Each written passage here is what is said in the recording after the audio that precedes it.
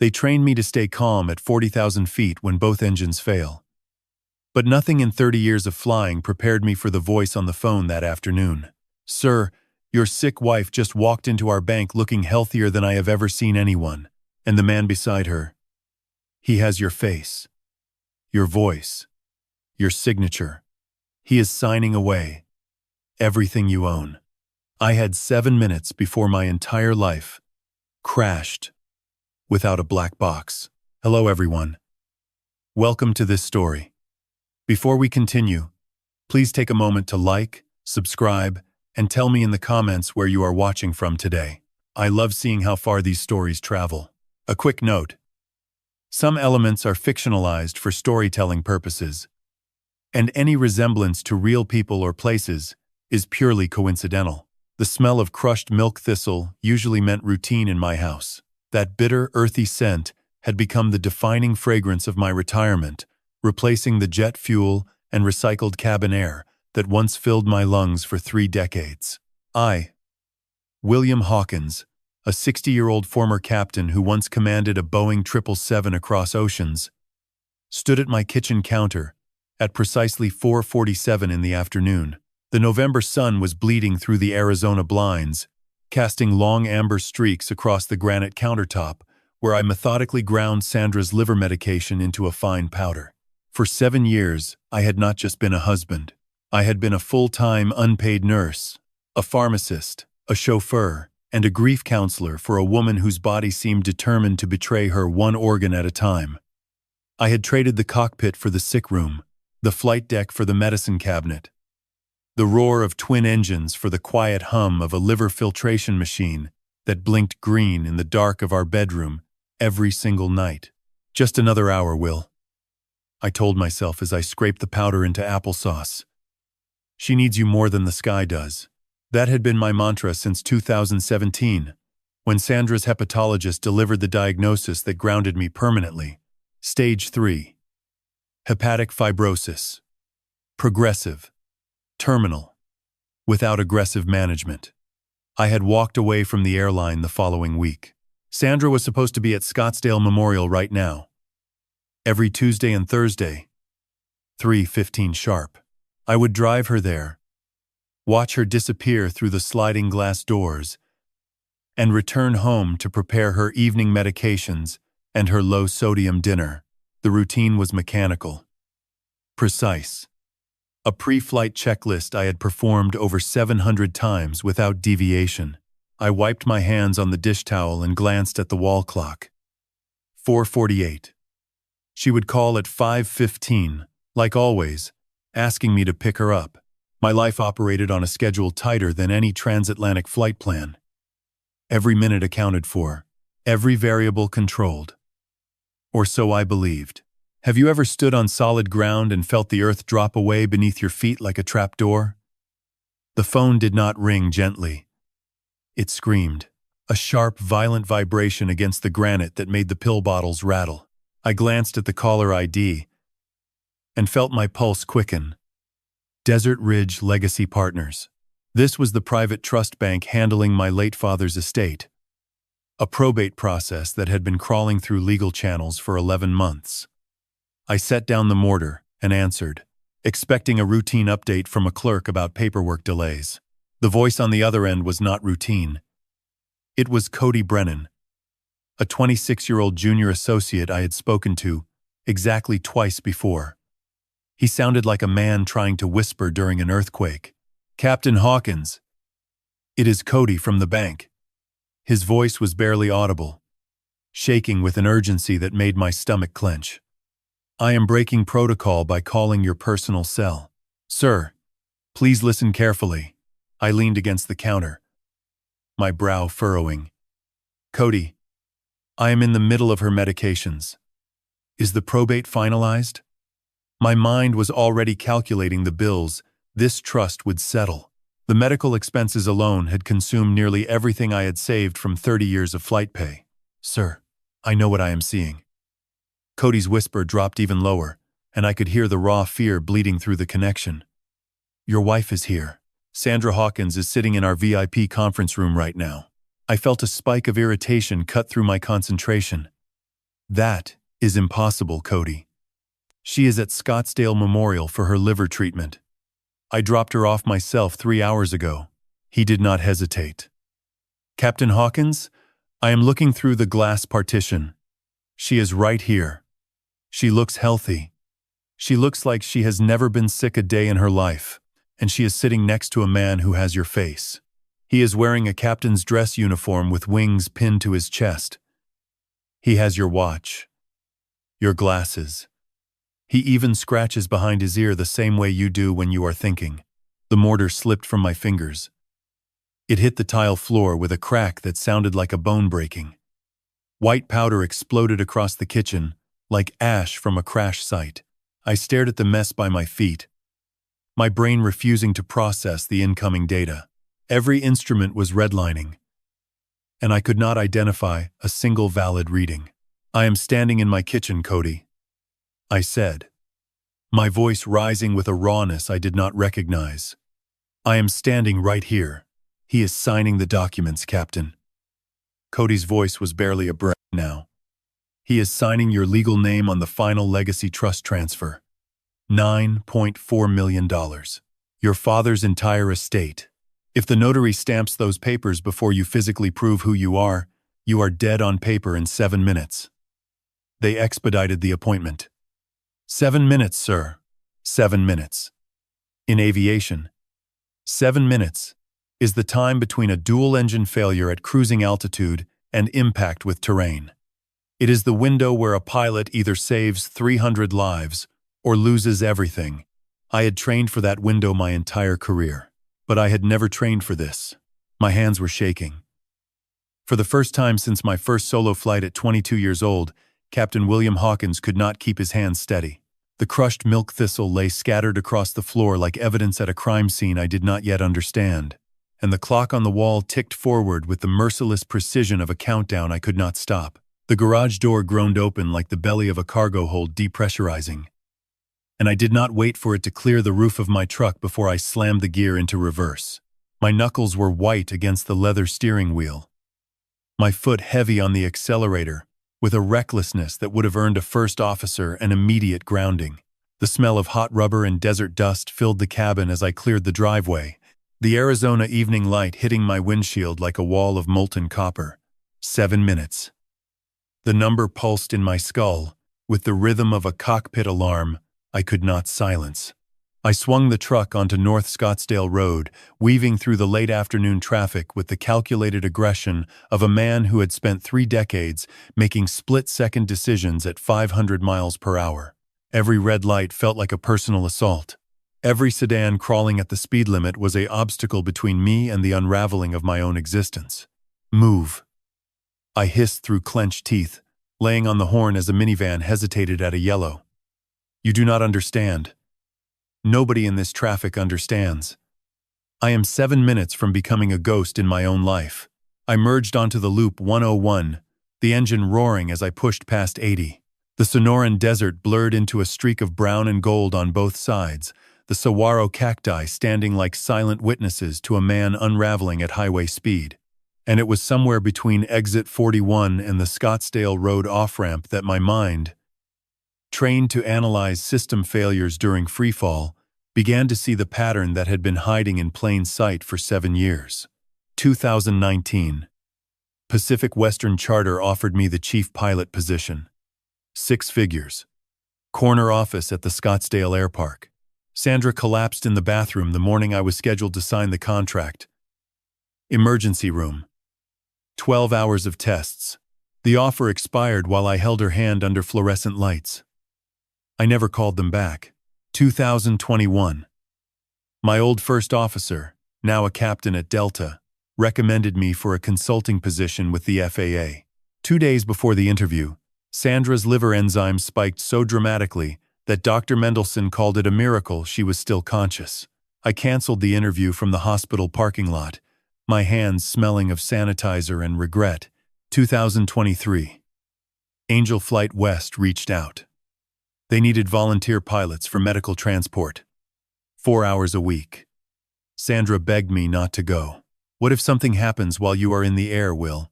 What if I need you, and you are at 30,000 feet? I stayed on the ground. Again. Always again. 7 years. 7 opportunities. 7 convenient medical emergencies timed with surgical precision to keep me exactly where they needed me. Grounded. Isolated. Dependent. I had been an autopilot my entire marriage, following a flight plan someone else had programmed without ever checking the heading. The realization hit me like clear air turbulence at cruising altitude. No warning. No time to brace. Just the sudden violent certainty that the woman I had sacrificed everything for had been the one holding the kill switch on my career all along. I was not a devoted husband. I was a prisoner who had been thanking his warden for the cell. I gripped the wheel until my forearms ached. The desert highway narrowing to a single point of focus ahead of me.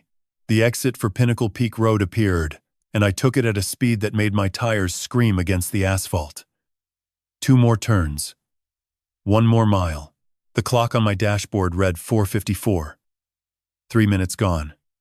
4 remaining. Maybe. The parking lot of Desert Ridge Legacy Partners materialized through the dusty haze of early evening.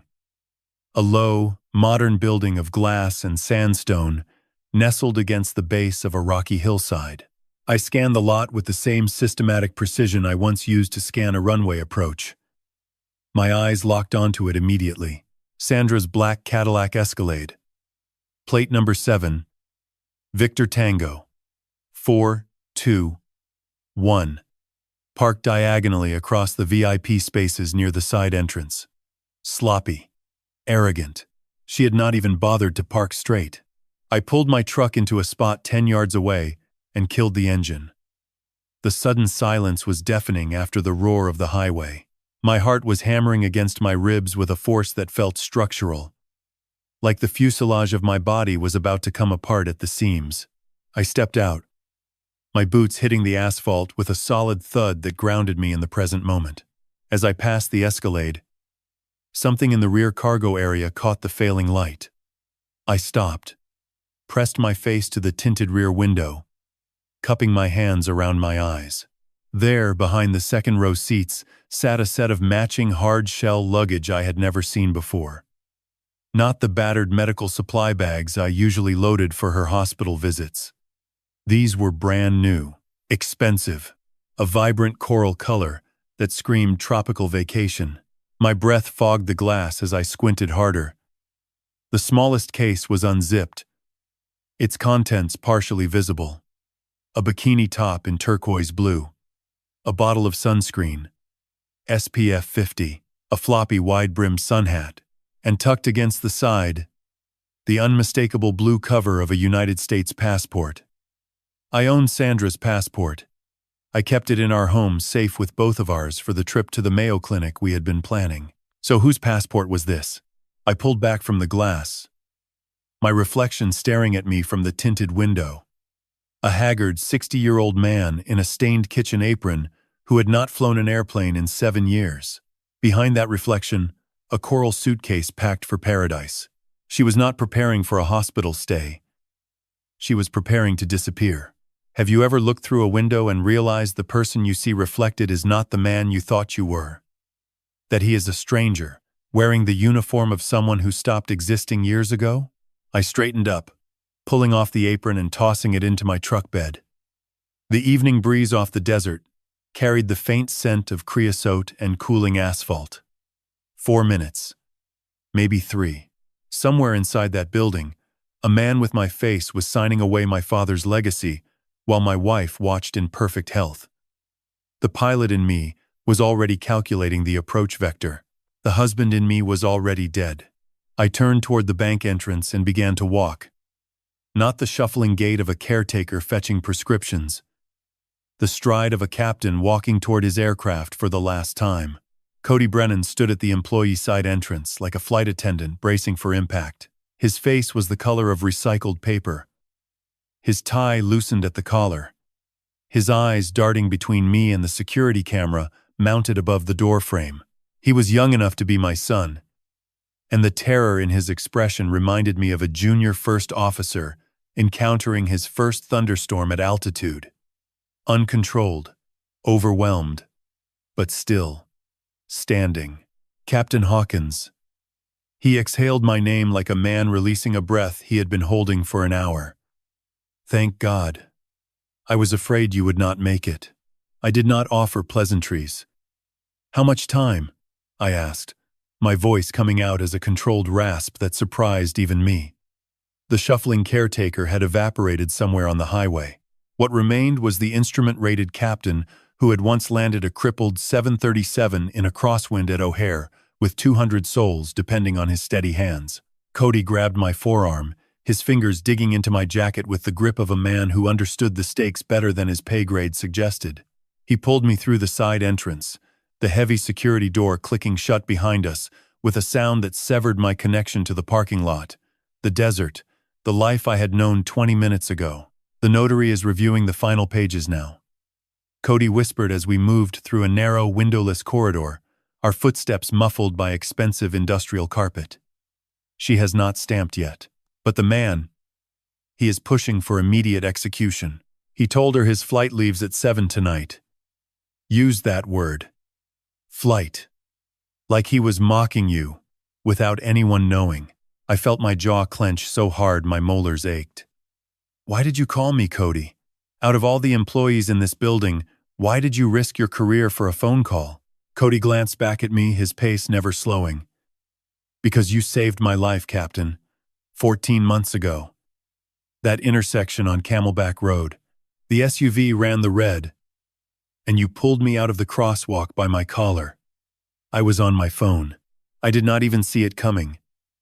You just appeared. Like you had been watching the whole time. I owe you my existence, sir. I was not going to let someone steal yours. I remembered that day. A reflex born from 30 years of scanning for hazards. I had not thought about it since. But Cody had. He had carried that debt like a weight in his chest. Waiting for the moment it would matter. Today it mattered more than either of us could have predicted. He explained as we walked, his whisper barely audible over the hum of the climate control system. The bank's automated verification had not flagged anything. The man's documents were flawless. Biometrics matched at 97%. But when Cody processed the initial paperwork, he noticed the authentication stamp was missing a specific detail. A month ago, I had sent the branch a thank you letter for handling my father's estate inquiry. In the corner, out of habit, I had pressed my personal FAA certification emboss, a small circular impression with my inspector number that I had used on flight safety documents for decades. The imposter's paperwork had everything else, but it did not have that stamp, a hairline crack in an otherwise perfect forgery. And Cody, God bless his 26-year-old eyes, had caught it. We reached a heavy steel door marked Security Operations. Cody swiped his badge and punched a code that his fingers clearly knew by muscle memory. The door opened into a cramped room dominated by a wall of monitors, casting cold blue light across every surface. The low electrical hum of servers filled the space like a digital heartbeat, and the air smelled of ozone and burnt coffee. It reminded me of the avionics bay beneath a cockpit. Cold, technical, unforgiving. Cody did not speak. He reached for the console and tapped a command. Monitor 4 flickered, the grainy texture sharpening until the interior of Conference Room B filled the screen with a clarity that made my stomach drop through the floor. There she was. Sandra Marie Hawkins. The woman I had spent 7 years nursing through what I believed was a progressive terminal illness. The woman whose medication I had ground into applesauce not 30 minutes ago. She sat tall in a leather executive chair, her posture perfect, her skin glowing with a vitality I had not seen since before the diagnosis. She was not pale. She was not trembling. She was not clutching her abdomen in the phantom pain that had kept me running to her bedside at 3 a.m. for 2,500 days. She was laughing, casually, freely, drinking sparkling water from a crystal glass while chatting with the man beside her as though they were at a cocktail party rather than a bank vault. And the man. God help me, the man. He sat in the adjacent chair wearing my navy blue captain's dress uniform. the gold wings pinned precisely above the left breast pocket, my Breitling Navitimer on his wrist. The one Sandra told me she had accidentally knocked into the toilet during a hospital visit 3 years ago. He wore my reading glasses pushed up on his forehead, and as I watched, he reached up and scratched behind his right ear with his index finger. A slow, contemplative gesture I had performed 10,000 times in 10,000 cockpits. How many hours had I spent holding her hand while she pretended to be dying? The question tore through me like shrapnel from a fuselage breach. I gripped the edge of the security console until my knuckles turned the color of bone. "Look at her, Captain," Cody said softly, his face bathed in the blue light of the monitor. "Does she look like a woman whose liver is failing?" I could not answer. I watched Sandra lean toward the imposter and place her hand over his. She whispered something close to his ear, and he tilted his head back in a silent laugh. It was a gesture of effortless intimacy, the kind of warmth she had not shown me in over a decade. The kind of touch I had stopped expecting somewhere around year 3 of the illness that apparently never existed. Then I saw it. As the man turned his head to reach for a document, the camera caught an angle of his neck. Just below his left ear, partially hidden by the collar of my uniform, there was a scar. Thin, faded to silver, running approximately 2 inches along the line of his jaw. I knew that scar. I had seen it 15 years ago. Illuminated by the green glow of cockpit instruments at 39,000 feet over the Pacific Ocean. I had seen it on a man who smelled of whiskey at 2 in the morning while 280 passengers slept behind us, trusting their lives to a crew that was only half sober. I had seen it the last time on the day I filed the report that ended his career. The room tilted. The monitors blurred. And a name I had not spoken in 15 years surfaced from the depths of my memory like wreckage rising from the ocean floor. Travis. The rage did not explode. It crystallized, cold and dense as black ice on a runway at midnight. I had spent 30 years training myself to process catastrophic failure without emotion.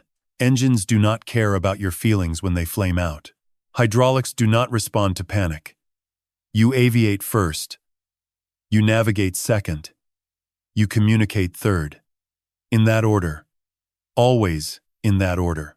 I pulled my eyes from monitor 4 and forced my breathing into a 4-count rhythm. Inhale 4 seconds. Hold 4. Exhale 4. The same pattern I had used during the 2009 emergency when my left engine ingested a flock of birds over Albuquerque and I had 90 seconds to find a runway that did not exist on my charts. I survived that night because I refused to let the adrenaline fly the airplane. Tonight would be no different. Cody watched me with the wide eyes of a man waiting for a detonation. I reached into my back pocket and pulled out my cell phone. The screen glowed in the blue-lit room, and I scrolled to the first contact I needed. Victor Salinas answered on the second ring. His voice was exactly what I needed to hear. Low, steady, and devoid of any sentiment that might slow down the machinery of the law. Victor was 58 years old, a Mexican-American asset attorney with a jaw like a granite bluff and a reputation that made opposing counsel physically uncomfortable. We had played golf together every other Sunday for 12 years before Sandra's illness grounded my social life along with everything else. "Victor, they are in the room right now," I said, my voice emerging as something between a whisper and a blade. "Someone wearing my face is signing away my father's entire legacy. I need an emergency lockdown on the trust. Everything. Now." Victor did not ask for context. He did not waste a single syllable on surprise. I heard the sharp click of a lamp being switched on and the rustle of papers already being pulled from a file. "Mitchell Hawkins Sr.'s Trust," he said, his tone shifting into the cold precision of a man assembling a legal weapon. "Will, your father was a paranoid genius. When we structured that trust in 2012, he insisted on what he called a captain's key clause. Any transaction exceeding $2 million requires dual authentication. Biometric fingerprint scan plus your personal FAA certification number. Not a copy. Not a digital file. The physical number tied to your inspector credentials. Only you possess that combination. My heart stuttered. Travis could fake a fingerprint with enough silicon and preparation time, but an FAA certification number was a living credential tied to decades of flight hours, medical records, and federal verification. It could not be forged without triggering an immediate flag in the national database. Can he bypass it? I asked, my fingers gripping the phone so tightly the case creaked. Not if you activate it first. Victor replied, if you reach the bank's primary kiosk and input your biometrics plus your certification before the notary finalizes the stamp, the system will lock every account and void any pending signature. Your father built this specifically because he did not trust anyone, including family. Especially family. I looked at the monitor. The notary was reviewing pages. Her stamp hand was resting on the desk. Close. Too close. How long do I have, Victor? If the notary has not stamped the final page, you have until she does. After that, we are chasing smoke through international wires. He paused, and I heard the rapid clatter of a keyboard. But Will, I am already seeing something in the ledger that concerns me. There is a recurring outflow I did not authorize. $28,000 every single month for the last 18 months, routed to an entity called Clear Skies Wellness LLC. Do you know what that is? The name hit me like a fist to the solar plexus. Clear skies. An aviation term for perfect flying conditions. Someone had named their shell company using language they knew I would never question if it appeared on a statement, because it sounded like something a pilot's wife might need. A wellness company. Therapeutic retreats. Holistic liver treatment supplements. The perfect camouflage for a financial hemorrhage. No, I said, the word tasting like metal. But I am going to find out. I hung up with Victor and immediately initiated a second call. Marcus Webb picked up before the first ring finished. Marcus was 38 years old, a former FBI cyber unit specialist who had left the bureau 3 years ago to start a private practice in digital forensics. He ran on Red Bull and righteous indignation, and his fingers moved across keyboards the way mine once moved across throttle levers. Fast, precise, and without mercy. Marcus. Someone is impersonating me at Desert Ridge Legacy Partners right now. I need a full identity trace on the man in their VIP conference room. I need it in minutes, not hours. I heard the immediate clatter of multiple keyboards engaging simultaneously. Give me something to work with, Captain, Marcus said, his voice carrying the electric intensity of a man who lived for exactly this kind of chaos. Physical description. Anything unique. Scar on the left side of his neck. Below the ear. About 2 inches. Silver. Old. He is approximately 45 to 50 years old. Medium build. And Marcus, I hesitated. The words feeling like gravel in my throat. He used to sit in my cockpit. He was my first officer, 15 years ago, before I had him removed from service. The typing stopped for exactly 1 second. Then it resumed at double speed. The rhythm of Marcus working sounded like hail on a tin roof. Give me 4 minutes, Captain. If this man has a digital footprint anywhere in the FAA system, the criminal justice database, or even a parking ticket in Maricopa County, I will find him. I set the phone on the security console and stared at monitor 4. Sandra was adjusting her hair in the reflection of the conference room glass. She looked beautiful, healthy, radiant in a way I had not seen since our honeymoon in Kauai 23 years ago. The woman on that screen was not the woman who moaned in pain every night while I rubbed her feet and whispered prayers I was no longer sure anyone heard. The minutes stretched like the final approach to a runway you cannot see through fog. Victor was building a legal fortress. Marcus was tracing a ghost. And somewhere in that conference room, a man who once sat 3 feet to my right while I flew through thunderstorms was now sitting 3 feet from my wife, wearing my uniform and spending my father's money. Then my phone lit up. Marcus. The man's voice had changed. The electric enthusiasm was gone, replaced by something quieter. something that sounded like a man delivering a terminal diagnosis. "Will, I found him," Marcus said.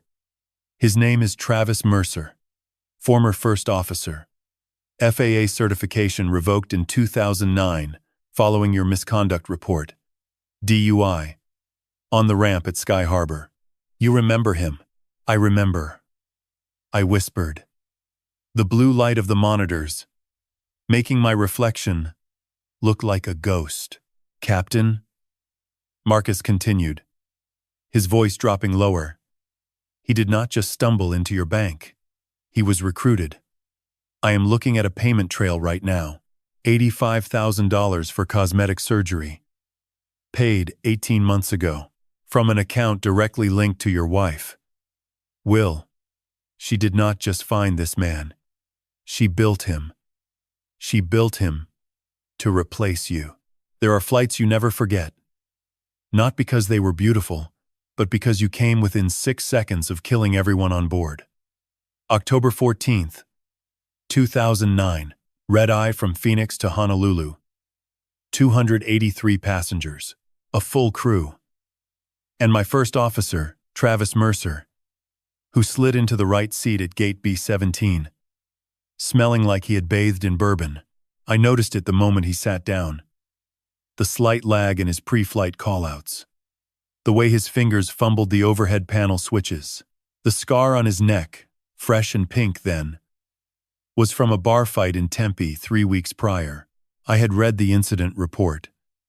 His third altercation in 6 months. But I said nothing during taxi. I said nothing during takeoff.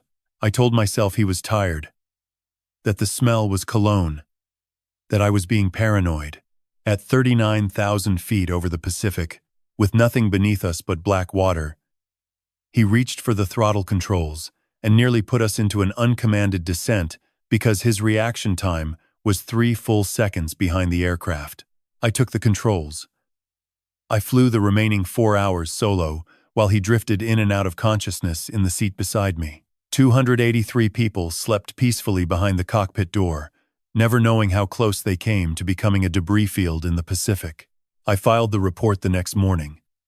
Travis lost his certification, his career, his marriage, everything, and I never looked back. Because lookie's some taximetry. Now that same man was wearing my face in a bank conference room, signing away my inheritance while my wife held his hand. Marcus continued feeding data through the speakerphone. His keystrokes a relentless staccato against the hum of the security room servers. The dossier on Travis Mercer read like an autopsy of a man who had been dying slowly for 15 years. After the FAA revoked his certification, he spiraled. Divorce within 8 months. DUI conviction in 2010. Bankruptcy in 2012. A string of failed businesses. Bartending. Security guard work. A brief stint as a regional airport shuttle driver, ferrying passengers to the terminal he was no longer allowed to enter as crew. Then the gambling. Marcus said, his voice taking on the clinical coldness of a coroner reading cause of death. Online poker rooms first. Then the underground tables in North Scottsdale. By 2022, Mercer owed $340,000 to a private lending operation with very unpleasant collection methods. He was a dead man. Walking. Until 18 months ago, when someone threw him a lifeline. Sandra. I said the name like it was a verdict. Marcus confirmed. She found him, Will. Or more accurately, she went looking for him. I pulled her browser history from the cloud backup on your shared family account. 14 months ago. She searched your name, plus FAA misconduct report. Then she searched Travis Mercer current address. Then Travis Mercer Phoenix area. She was hunting. I closed my eyes. The blue light of the monitors painted the inside of my eyelids with cold geometric patterns. My wife had gone looking for the one man in the world who hated me enough to become me. She had identified my greatest professional guilt, the man I destroyed with a single report, and turned him into a weapon aimed directly at my chest. Marcus pulled up traffic camera footage next. The images populated on Cody's secondary monitor. grainy, but unmistakable. Sandra's black Escalade entering the parking garage of a luxury apartment complex in Tempe. The Meridian on Rio Salado. Date stamps spanning 14 months. 3 visits per week. Every Tuesday. Every Thursday. Every Saturday. The Tuesdays and Thursdays aligned perfectly with her supposed dialysis appointments at Scottsdale Memorial. The days I dutifully dropped her at the hospital entrance and watched her walk through those sliding glass doors. She must have walked straight through the lobby and out the back exit to a waiting car. The apartment is Unit 4112, Marcus said. Leased under Clear Skies Wellness LLC. 2,800 square feet. 2 bedrooms. Mountain view. Monthly rent covered by the $28,000 transfers from your trust account. That is where Mercer has been living. And based on the package delivery records I just accessed, that is where the coaching sessions happened.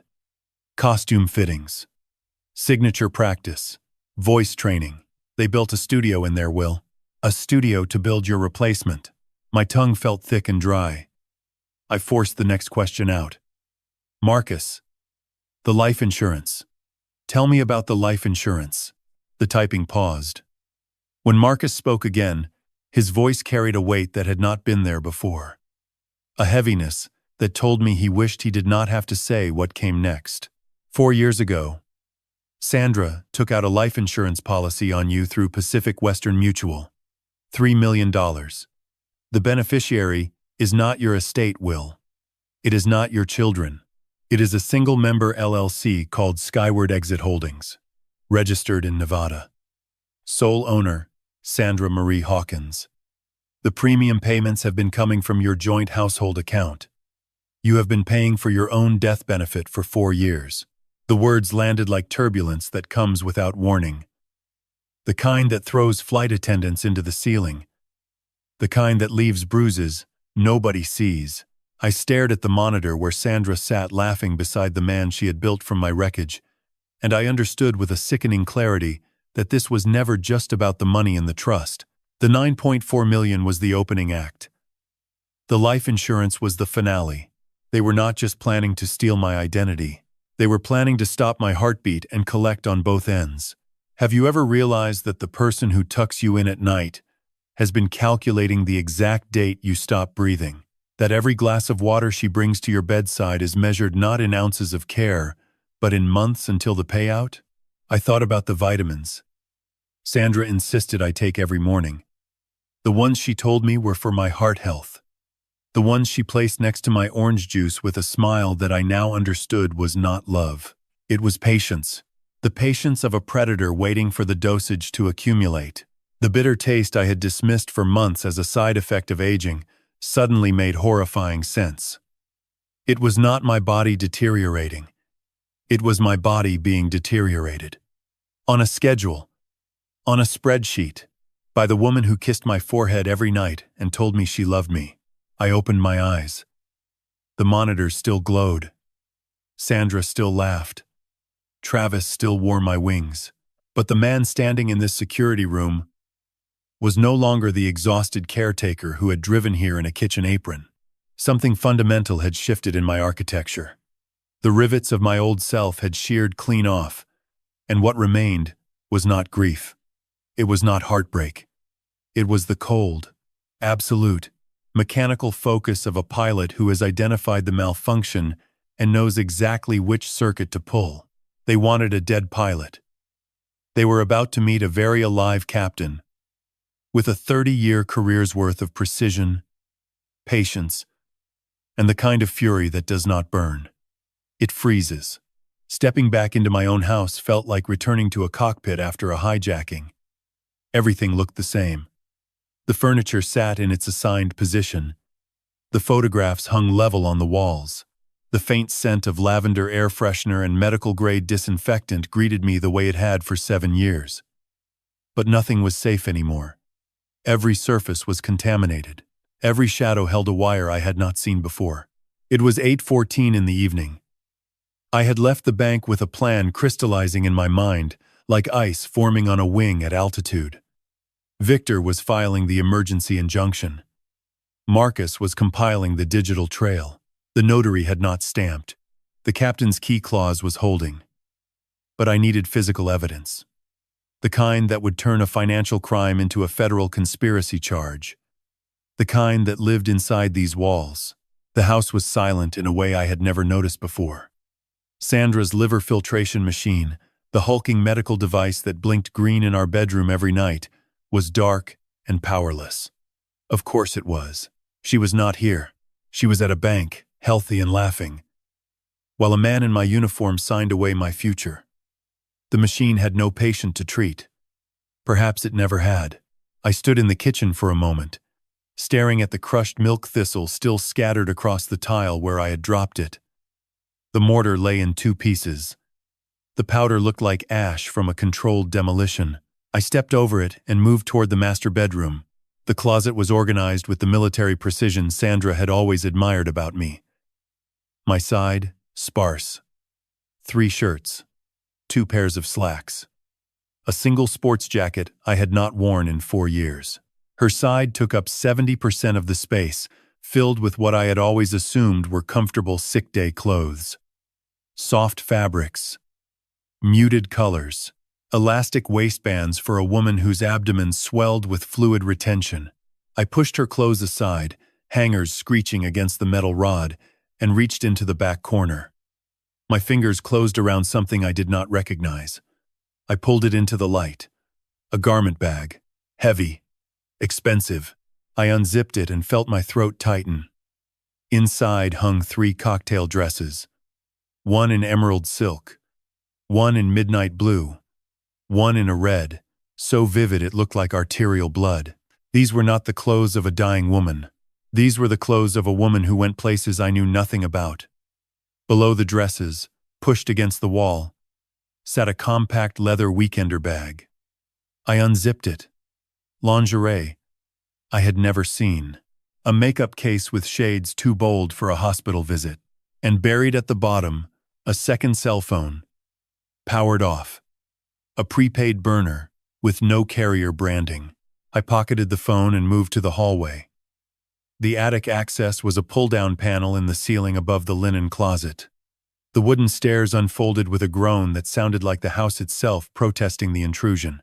Hot, dry air poured down from the unventilated space above. I climbed into the darkness. The beam of my phone flashlight, cutting through dust, that danced like static on a radar screen. The attic was a graveyard of our former life. Holiday decorations. Boxes labeled with years that now felt like crime scene evidence tags. My old flight bags from the airline, still packed with charts I would never use again. I swept the light across the rafters, searching for anything that did not belong in the archaeology of a marriage I no longer recognized. The beam stopped on a hard-shell case tucked behind the Christmas tree stand. Black. Combination locked. I did not recognize it. I pulled it forward, the scraping sound against the plywood, loud in the suffocating heat. The combination. I tried Sandra's birthday. Nothing. Our anniversary. Nothing. Then, with a cold certainty that felt like a diagnosis, I punched in 0317. My birthday. March 17th. The latches clicked open. Inside, nested in foam padding, sat an iPad Pro in a leather case. Its charging cable snaked to a small power strip plugged into an outlet I had never noticed behind the junction box. The device had been living up here, charging, waiting, for God knows how long. A green standby light pulsed in the dark like a heartbeat in a body I thought was dead. I pressed the home button. The screen illuminated my face with cold white light, and the password prompt appeared. I typed 0317 again. She used the day I was born to bury me. The home screen appeared, cluttered with innocuous apps. Weather, a meditation timer, a recipe folder. But my eyes were drawn to a folder icon, labeled Travel Archive. Nondescript. Boring. Exactly the kind of thing no one would ever open. I tapped it. Inside was not a collection of vacation photos. It was a partition drive disguised as cloud storage. The directory structure was meticulous. organized with a precision that reminded me of my own pre-flight documentation standards. Folders within folders. Date stamped. Color coded. And at the top of the hierarchy, a master folder with a name that made the sweat on my neck turn to ice. Skyfall Protocol. I tapped it open. The first subfolder was labeled Phase 1, and its title made the attic air feel 10 degrees hotter. Phase 1. Grounding. Keep the pilot on the ground. Estimated timeline. Indefinite. Method. Progressive hepatic simulation via compound HSC. 7 administered orally. Dosage schedule attached. Expected symptoms. Jaundice. Chronic fatigue. Abdominal swelling. Nausea. Monitoring notes. Subject responds predictably to visible deterioration. Emotional leverage maximized through guilt reinforcement and isolation from professional contacts. Subject. She called me subject. I was not her husband in this document. I was not her partner of 24 years. I was a subject, a variable in an equation designed to extract maximum value from my suffering before discarding me entirely. I scrolled further. Phase 2. Identity harvest. Phase 3. Double deployment. Phase 4. Asset transfer. And then, glowing at the bottom of the screen like a warning light on a failing engine. Phase 5. Clean exit. I tapped it. The document opened, and the first line read like a death sentence, written in my wife's elegant handwriting. Timeline. 60 days post-asset transfer. Method. Graduated digitalis introduction via daily vitamin supplement. Target. Cardiac event. Acute arrhythmia presenting as natural myocardial infarction. Insurance payout $3 million. Combined with legacy trust. Total yield $12.4 million. Exit strategy. Costa Rica. No extradition. I sat in the suffocating darkness of my own attic, reading my own murder plan. Written by the woman whose medication I had, ground into applesauce 30 minutes before she planned to grind me into a grave. The iPad screen glowed like the instrument panel of a doomed aircraft, showing me exactly how far they had already descended toward my destruction. She had named it Skyfall. Because she knew. She knew that for a pilot, falling from the sky is not just death. It is the ultimate failure. It is the one thing we train our entire lives to prevent, and she had turned it into a brand. Squawk 7500. That is the transponder code a pilot enters when the aircraft has been hijacked. It sends a silent alarm to every air traffic control center within radar range. No voice communication needed. No negotiation. Just 4 digits that tell the world someone else has taken the controls and the crew is fighting for their lives. I sat in the dark heat of my attic, staring at the Skyfall protocol on Sandra's iPad, and understood with absolute clarity that my life had been squawking 7500 for 7 years. The hijacker was just patient enough to wait for me to stop looking for her.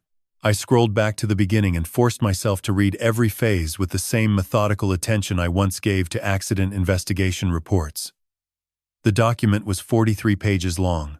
43 pages of my own destruction, organized with the precision of a flight operations manual.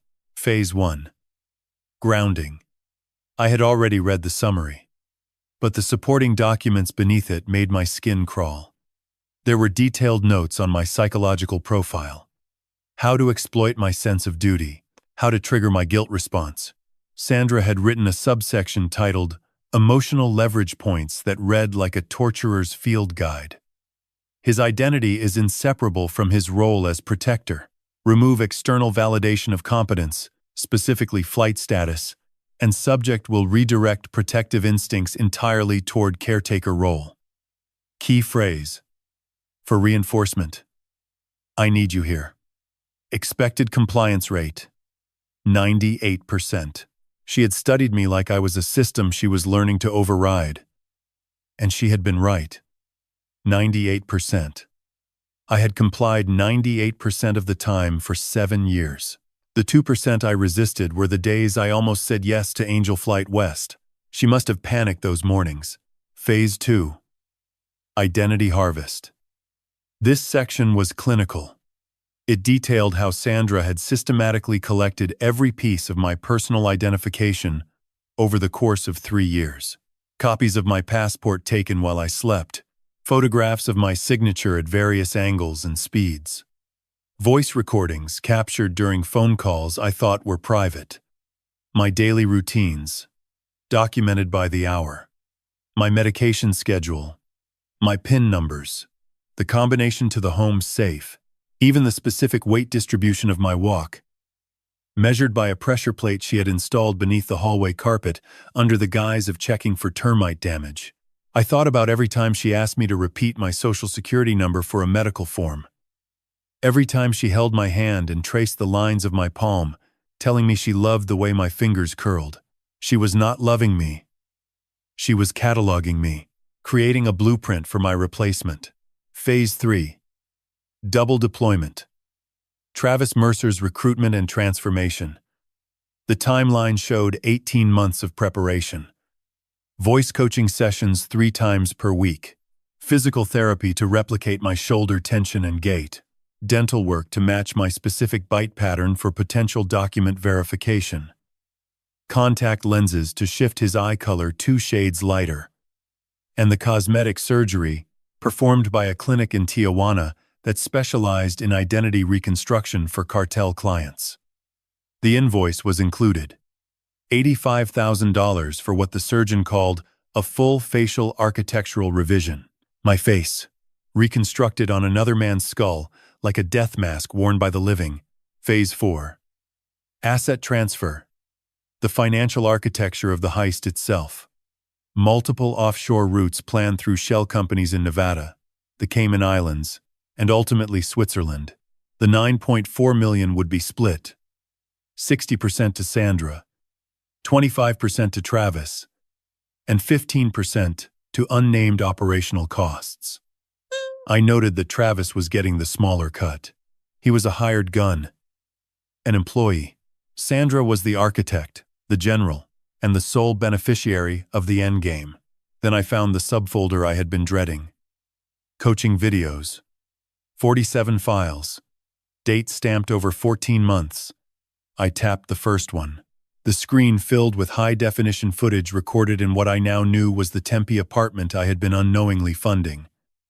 Bright natural light from a floor-to-ceiling window. Modern furniture. A desk where Travis sat, hunched over a tablet, practicing my signature over and over. And beside him, radiant and healthy, stood Sandra. My wife, my patient, my warden. No, Travis. Her voice cut through the iPad speakers with a sharpness I had never heard directed at me. Not in 24 years. Will does not start the W from the bottom. He starts from the top left and pulls down. It is a pilot habit. They teach you top-down checklist discipline in flight school, and it bleeds into everything.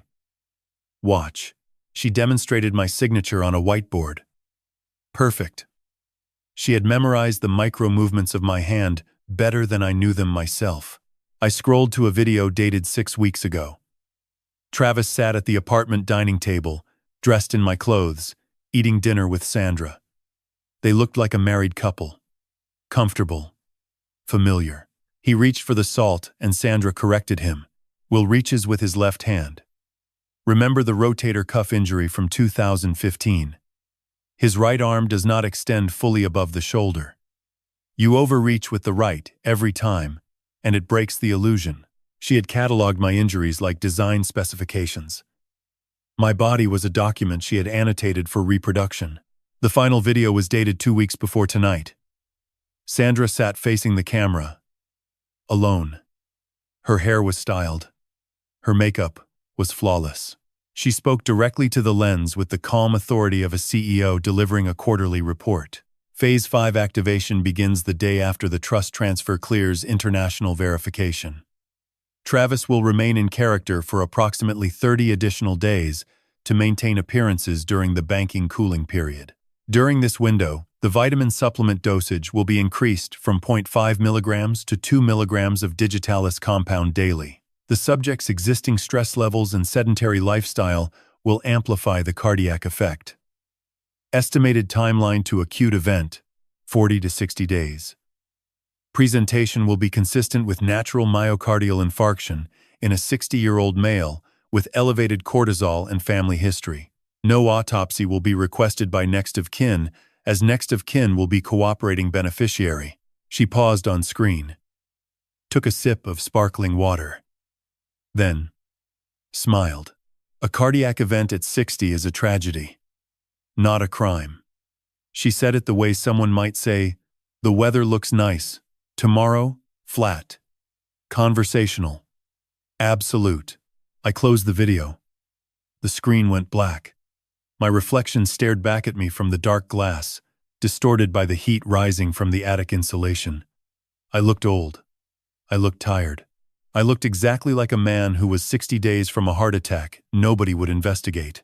Have you ever heard your own wife rehearse your death with the same tone she uses to order takeout? Have you ever watched the person who sleeps beside you calculate your heartbeat like a countdown to a payday? I sat in that darkness for a long time, the iPad screen dimming to standby, the green charging light pulsing like a heartbeat in a machine that had been recording my ruin for 14 months. The heat was suffocating, but I did not move. I was not processing grief. I was not collapsing. I was doing what pilots do after a catastrophic system failure. I was reading the black box. I was identifying every component that had failed, and I was building, in the architecture of my mind, the exact sequence of actions required to bring this aircraft back from the edge of the earth. Sandra thought she had designed the perfect skyfall.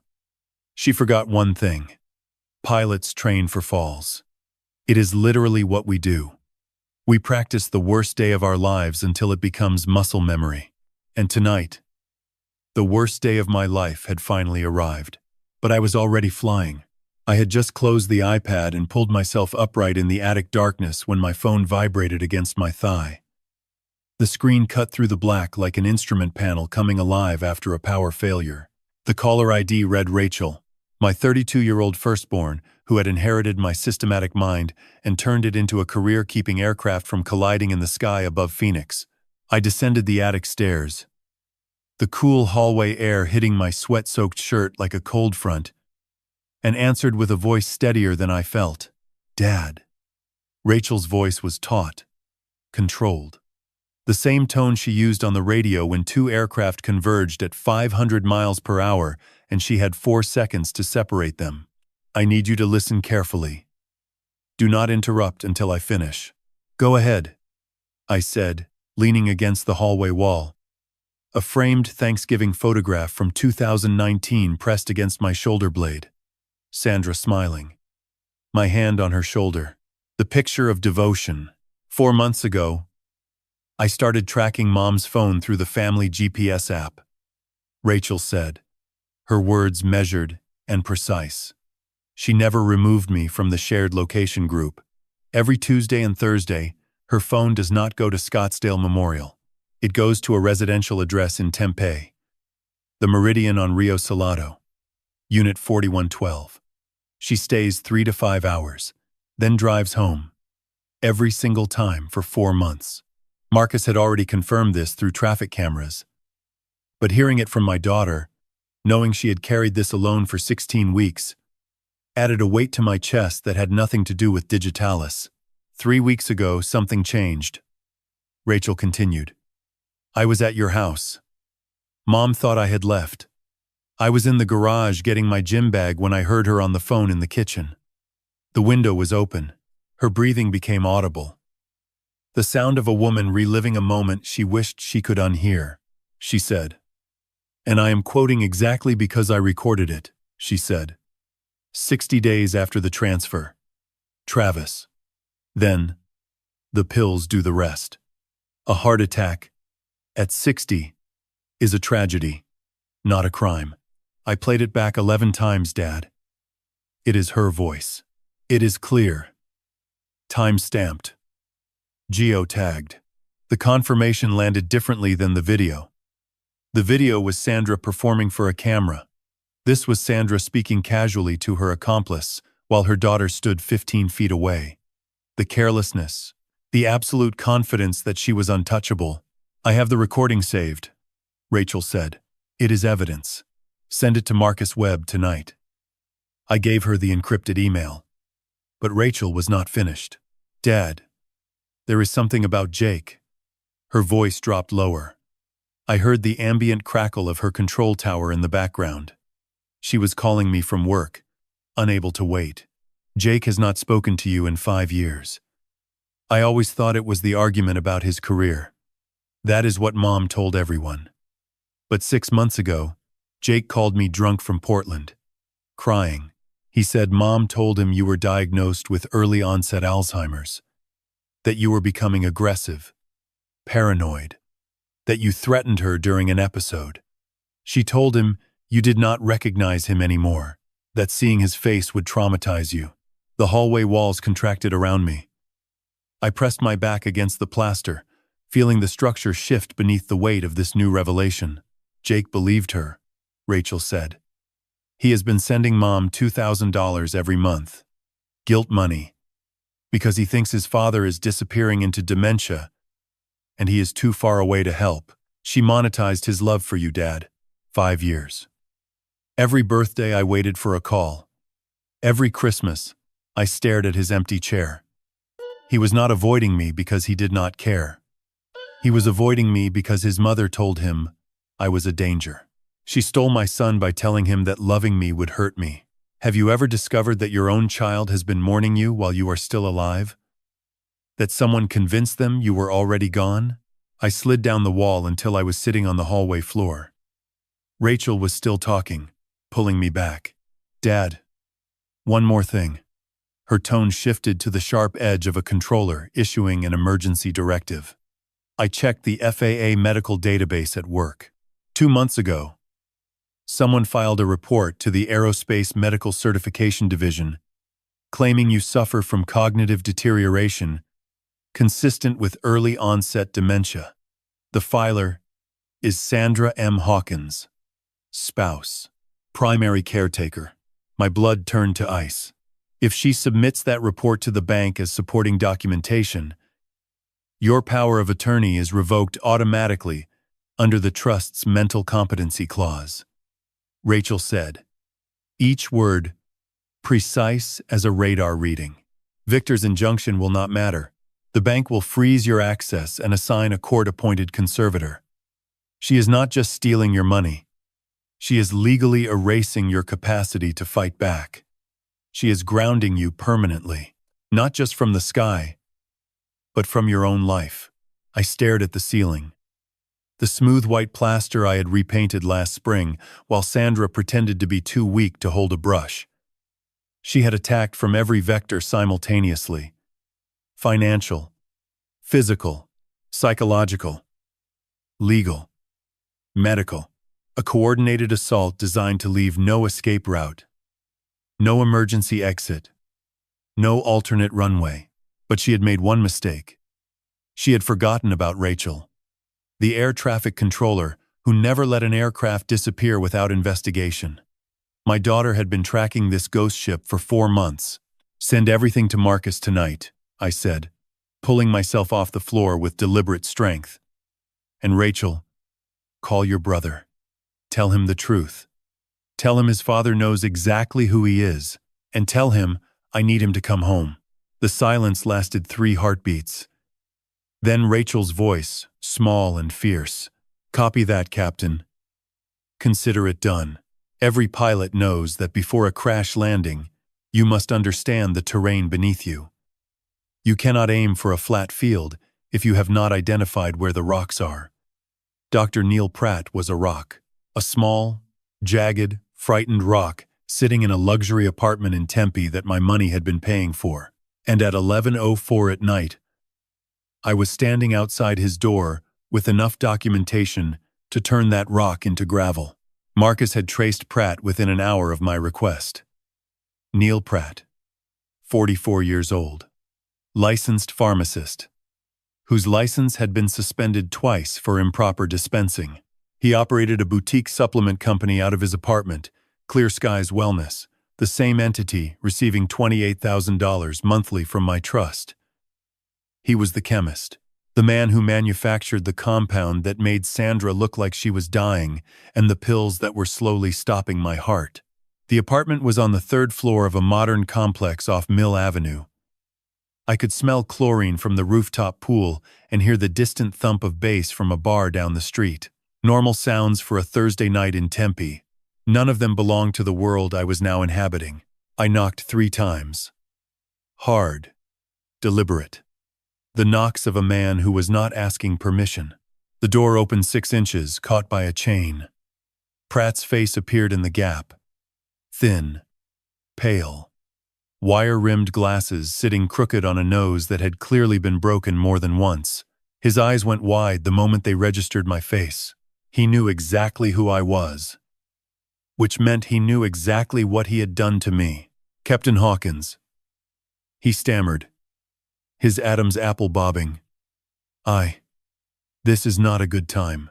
I held up the iPad, screen facing him, showing the Skyfall Protocol document with his name highlighted in Phase 1. Then I held up the printed payment records from Clear Skies Wellness. 28,000 reasons to open this door, Neil. Or I call the FBI, and they open it for me. The chain slid free. The door opened. The apartment smelled of eucalyptus essential oil and barely concealed panic. I walked past him without waiting for an invitation. Inside, the space was cluttered with supplement bottles, shipping boxes, and a professional compounding setup that looked more like a college chemistry lab than a wellness business.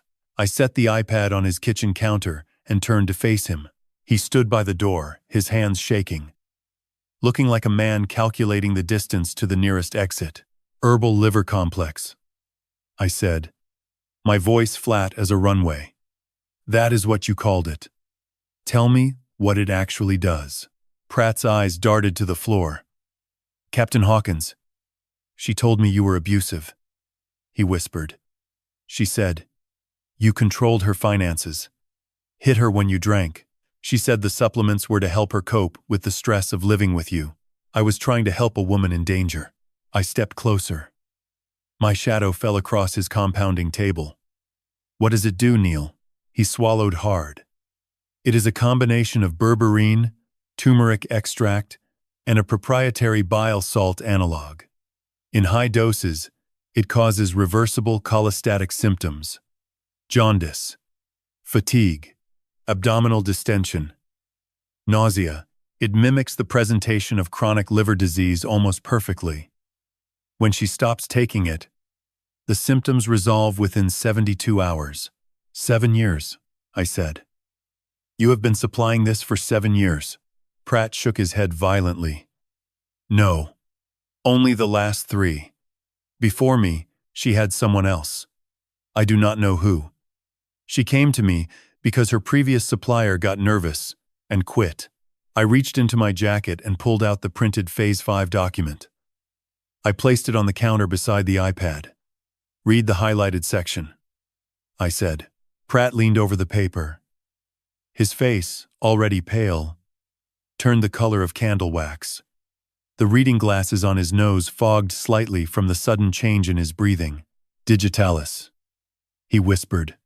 Oh God. She asked me for this 6 weeks ago. She said it was for a landscaping project. Foxglove extract for her garden. I swear I did not know it was for a person. I thought she was, Captain Hawkins. You have to believe me. Did you supply it? I asked. His silence was the answer. I pulled a single sheet of paper from my back pocket. Victor had drafted it before I left the bank. A legal affidavit. Pratt's full confession in exchange for my agreement not to file criminal charges immediately. I placed the pen on top. You have 2 paths, I said, leaning over his counter until I could see the sweat beads forming at his temples. You sign this tonight and cooperate with the federal investigation that is coming, or you wake up tomorrow as an accomplice to attempted murder of a federal aviation retiree. First option, you might keep your freedom. Second option, you will not see sunlight for 15 years. His hand trembled as he reached for the pen. The scratching of ink on paper was the sound of a man choosing survival over loyalty to a woman who would have discarded him the moment the plane landed in Costa Rica. "She told me you were a monster," he said as he signed the final page. She was so convincing. I believed every word. I took the affidavit, folded it precisely, and slid it into my jacket. "The woman you believed is currently planning my funeral, Neil. So you will forgive me if I do not sympathize with your gullibility." I was halfway to my truck when my phone lit up again. Portland area code. A number I had not seen in 5 years. My thumb hovered over the screen for 3 full seconds before I answered. "Dad." Jake's voice came through broken and raw. The voice of a 29-year-old man who had been carrying a grief built entirely on fiction. "Rachel just called me. She told me everything. About Mom. About the Alzheimer's lie. About all of it." I leaned against my truck. The desert night air cold against my face. The stars above Tempe, impossibly bright and indifferent. "Dad, she told me you did not recognize me anymore. That seeing me would hurt you." I believed her. For 5 years. I sent her money every month because I thought you were disappearing, and I could not face watching it happen. "I am so sorry. I should have called. I should have come home. I should have checked." His voice cracked on the last word. And the sound of my son crying reached through 5 years of manufactured silence and grabbed something in my chest that I thought Sandra had killed. "Ethan." I said his name wrong, then corrected myself. "Jake. I know who you are. I have always known who you are. And I need you to come home. Can you do that for me?" The silence was thick, with years we could not recover. Then, quiet, but certain. "I am already booking the flight, Dad. I land in Phoenix at 6:40 tomorrow morning." For the first time since Cody's phone call shattered my afternoon, I was not flying solo. The formation was assembling, and tomorrow morning, we would begin our final approach. In aviation, a coordinated approach is when multiple aircraft descend toward the same runway in sequence during poor visibility. Each pilot trusts the one ahead to maintain separation. Each trusts the controller to see what they cannot. It requires absolute precision, absolute communication, and absolute faith in people you may never see face to face. For the first time in nearly a decade, I was not flying blind. I had a formation. Jake's flight touched down at Sky Harbor International at 6:38 in the morning. 2 minutes early. I stood at the arrivals curb in the pre-dawn gray, the Arizona air still carrying the cold bite of a desert night that had not yet surrendered to the sun. My truck idled behind me, exhaust curling in the dry chill. I had not slept. My eyes burned with the grit of 14 hours of continuous operation. But I was wired in a way that transcended fatigue. The way you feel after a night crossing when the sunrise finally breaks the horizon and you know the ocean is behind you. He came through the automatic doors with a single backpack over one shoulder. 29 years old. Thinner than I remembered. His jawline sharper, his eyes rimmed red from a flight spent staring at the ceiling of a cramped economy seat. He looked like a man who had aged 5 years in a single night. He looked like me. Jake stopped 10 feet away. His mouth opened, then closed. His backpack slid off his shoulder and hit the concrete with a soft thud. I did not need words.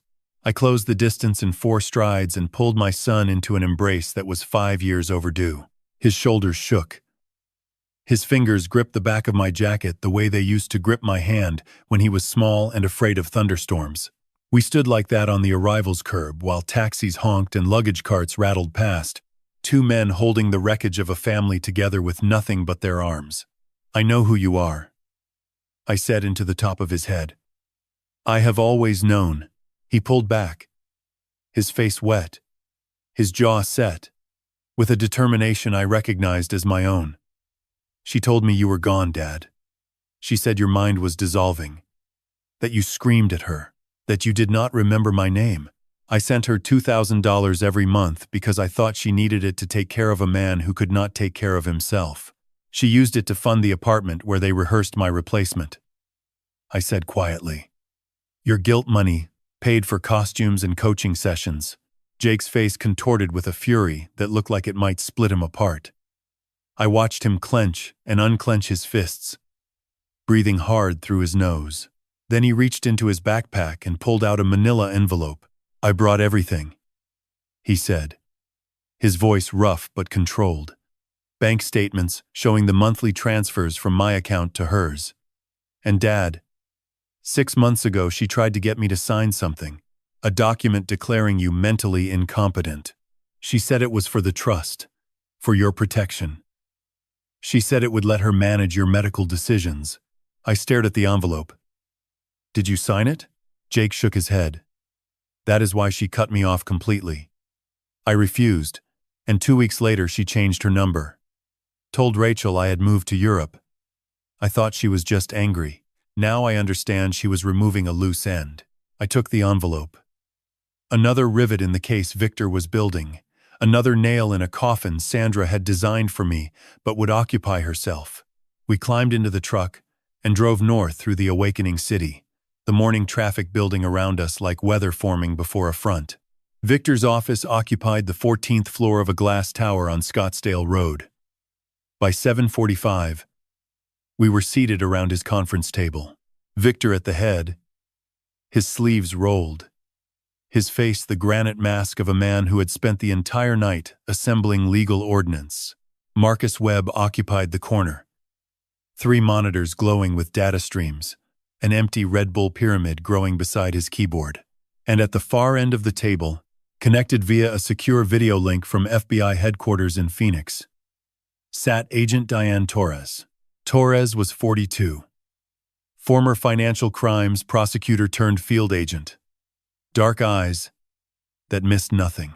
A voice that carried the quiet weight of someone who had put away men with more money and fewer scruples than Sandra Hawkins. She had reviewed the evidence packet Marcus compiled overnight, and her assessment was immediate. Captain Hawkins, this is not a simple fraud case, Torres said, her image steady on the conference screen. The Digitalis compound elevates this to attempted murder. Combined with the wire fraud across state lines, the identity theft, and the insurance scheme, we are looking at a federal RICO filing. I am authorizing a sting operation for this morning. She outlined the plan.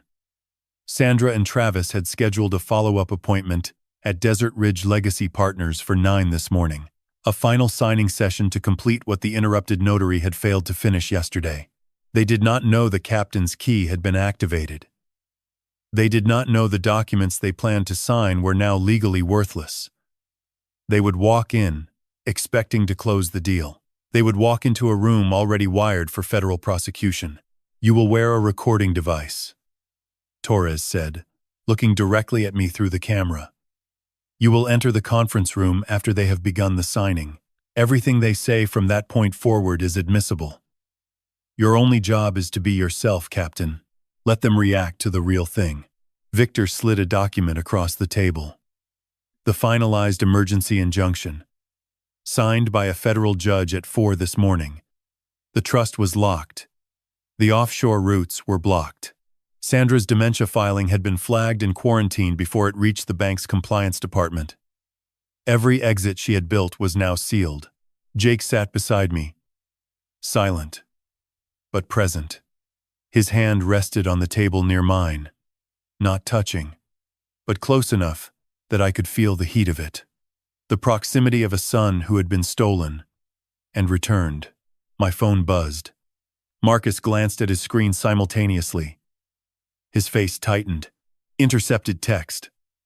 Marcus said, spinning his monitor to face the table. From Sandra's burner to Travis. Sent 4 minutes ago. The message glowed on screen. Final signing 9 a.m. After that, 30 days. Then the pilot's last flight. Bring the wings. He likes to see them on you. 30 days. Not 60 anymore. They were accelerating phase 5. The countdown to my cardiac event had been cut in half. Whatever patience Sandra once possessed had evaporated the moment yesterday's signing was interrupted. Torres leaned forward on screen. That text just added a conspiracy to commit murder charge to the indictment. We move at 9. Captain Hawkins, are you ready? I looked at Jake, at Victor, at Marcus. At the monitors showing the trail of breadcrumbs Sandra had scattered across 7 years of my stolen life. I have been ready for 30 years, I said. I just did not know the flight was today. Every flight has a moment called the final approach. It is the last segment before the wheels touch pavement. The runway is visible. The instruments are aligned. The aircraft is configured for landing. There is no going around. No second attempt. You are committed to the earth. At 6:15 in the morning, sitting in the back seat of an unmarked federal sedan parked 1 block east of Desert Ridge Legacy Partners, I understood that I was on final approach to the most important landing of my life. The Arizona dawn was painting the sky in bands of rose and copper above Pinnacle Peak. The air was cold and dry through the cracked sedan window, carrying the faint mineral smell of desert rock warming under the first rays of sunlight. Agent Torres sat in the passenger seat, her dark eyes scanning the bank's entrance through a pair of compact binoculars. Victor occupied the seat beside me, a leather briefcase across his knees containing the signed federal injunction and enough documentary evidence to bury Sandra's conspiracy under 50 years of combined sentencing. Torres turned and faced me. The recording device sat in her palm. Small, matte black, no larger than a shirt button. This goes under your collar, she said, her fingers steady as she attached the transmitter to the interior of my jacket. Everything within a 10-foot radius will be captured in broadcast quality. Do not touch it. Do not reference it. Just be yourself in that room, Captain. Let them perform for you one last time. I nodded, feeling the slight weight of the device settle against my collarbone. The wire felt like nothing physically. Emotionally, it felt like a loaded weapon I had permission to fire. Rachel's voice crackled through the sedan's radio. She had positioned herself at a coffee shop across the street with a clear sightline to the bank's parking lot. Torres had initially resisted involving a civilian, but when Rachel explained her ATC credentials and her ability to track and report movement in real time with professional precision, the agent relented. All stations, Rachel said through the radio, her voice carrying the clipped efficiency of a woman who directed 10,000-pound machines through invisible corridors every day. I have visual on the target vehicle. Black Escalade, entering the lot from the North Access Road. 2 occupants. Driver matches the profile of Travis Mercer. Passenger side, Sandra Hawkins. I raised Victor's binoculars. The Escalade pulled into the VIP section with the same sloppy arrogance I had noted yesterday. Sandra emerged from the passenger side, and even from this distance, the performance was extraordinary. She leaned heavily on Travis's arm, her body hunched, her steps shuffling. She coughed twice into a handkerchief. The cane she had not needed yesterday was back, its rubber tip squeaking faintly against the asphalt. Travis stepped out of the driver's side, and the sight of him made my stomach turn with a violence I had to physically suppress. He was wearing my navy dress blazer. My Breitling Navitimer caught the morning sun on his wrist. His posture was mine, the slight forward lean of the shoulders, the measured stride. Even the way he pressed his hand to the small of Sandra's back as they walked was a gesture I had performed 10,000 times across 24 years of marriage. She had taught him every note of the song, and he was performing it flawlessly for an audience of security cameras. But as they approached the glass doors, I noticed something through the binoculars that made my fingers tighten on the housing. Sandra reached up and removed her medical alert bracelet, the one I had purchased 3 years ago for $200 at the recommendation of her hepatologist. She slipped it into her purse and replaced it with a bracelet that caught the light like frozen fire. Diamonds. My mother's tennis bracelet. The one I was told had been lost during probate. She was not even pretending anymore. Not for the cameras. Not for anyone but the 2 people who mattered. Her and the man, wearing my skin. They disappeared through the glass doors. The lobby swallowed them whole. Torres touched her earpiece. Internal team confirms they are in the elevator, heading to the second floor. Conference room B is prepped. The notary is cooperating. She will stall the signing by requesting additional identification. Verification. That buys you approximately 4 minutes from the moment they sit down. 4 minutes. In aviation, 4 minutes is the time between initiating a go-around and re-establishing on the approach. Enough time to reconfigure. Enough time to correct.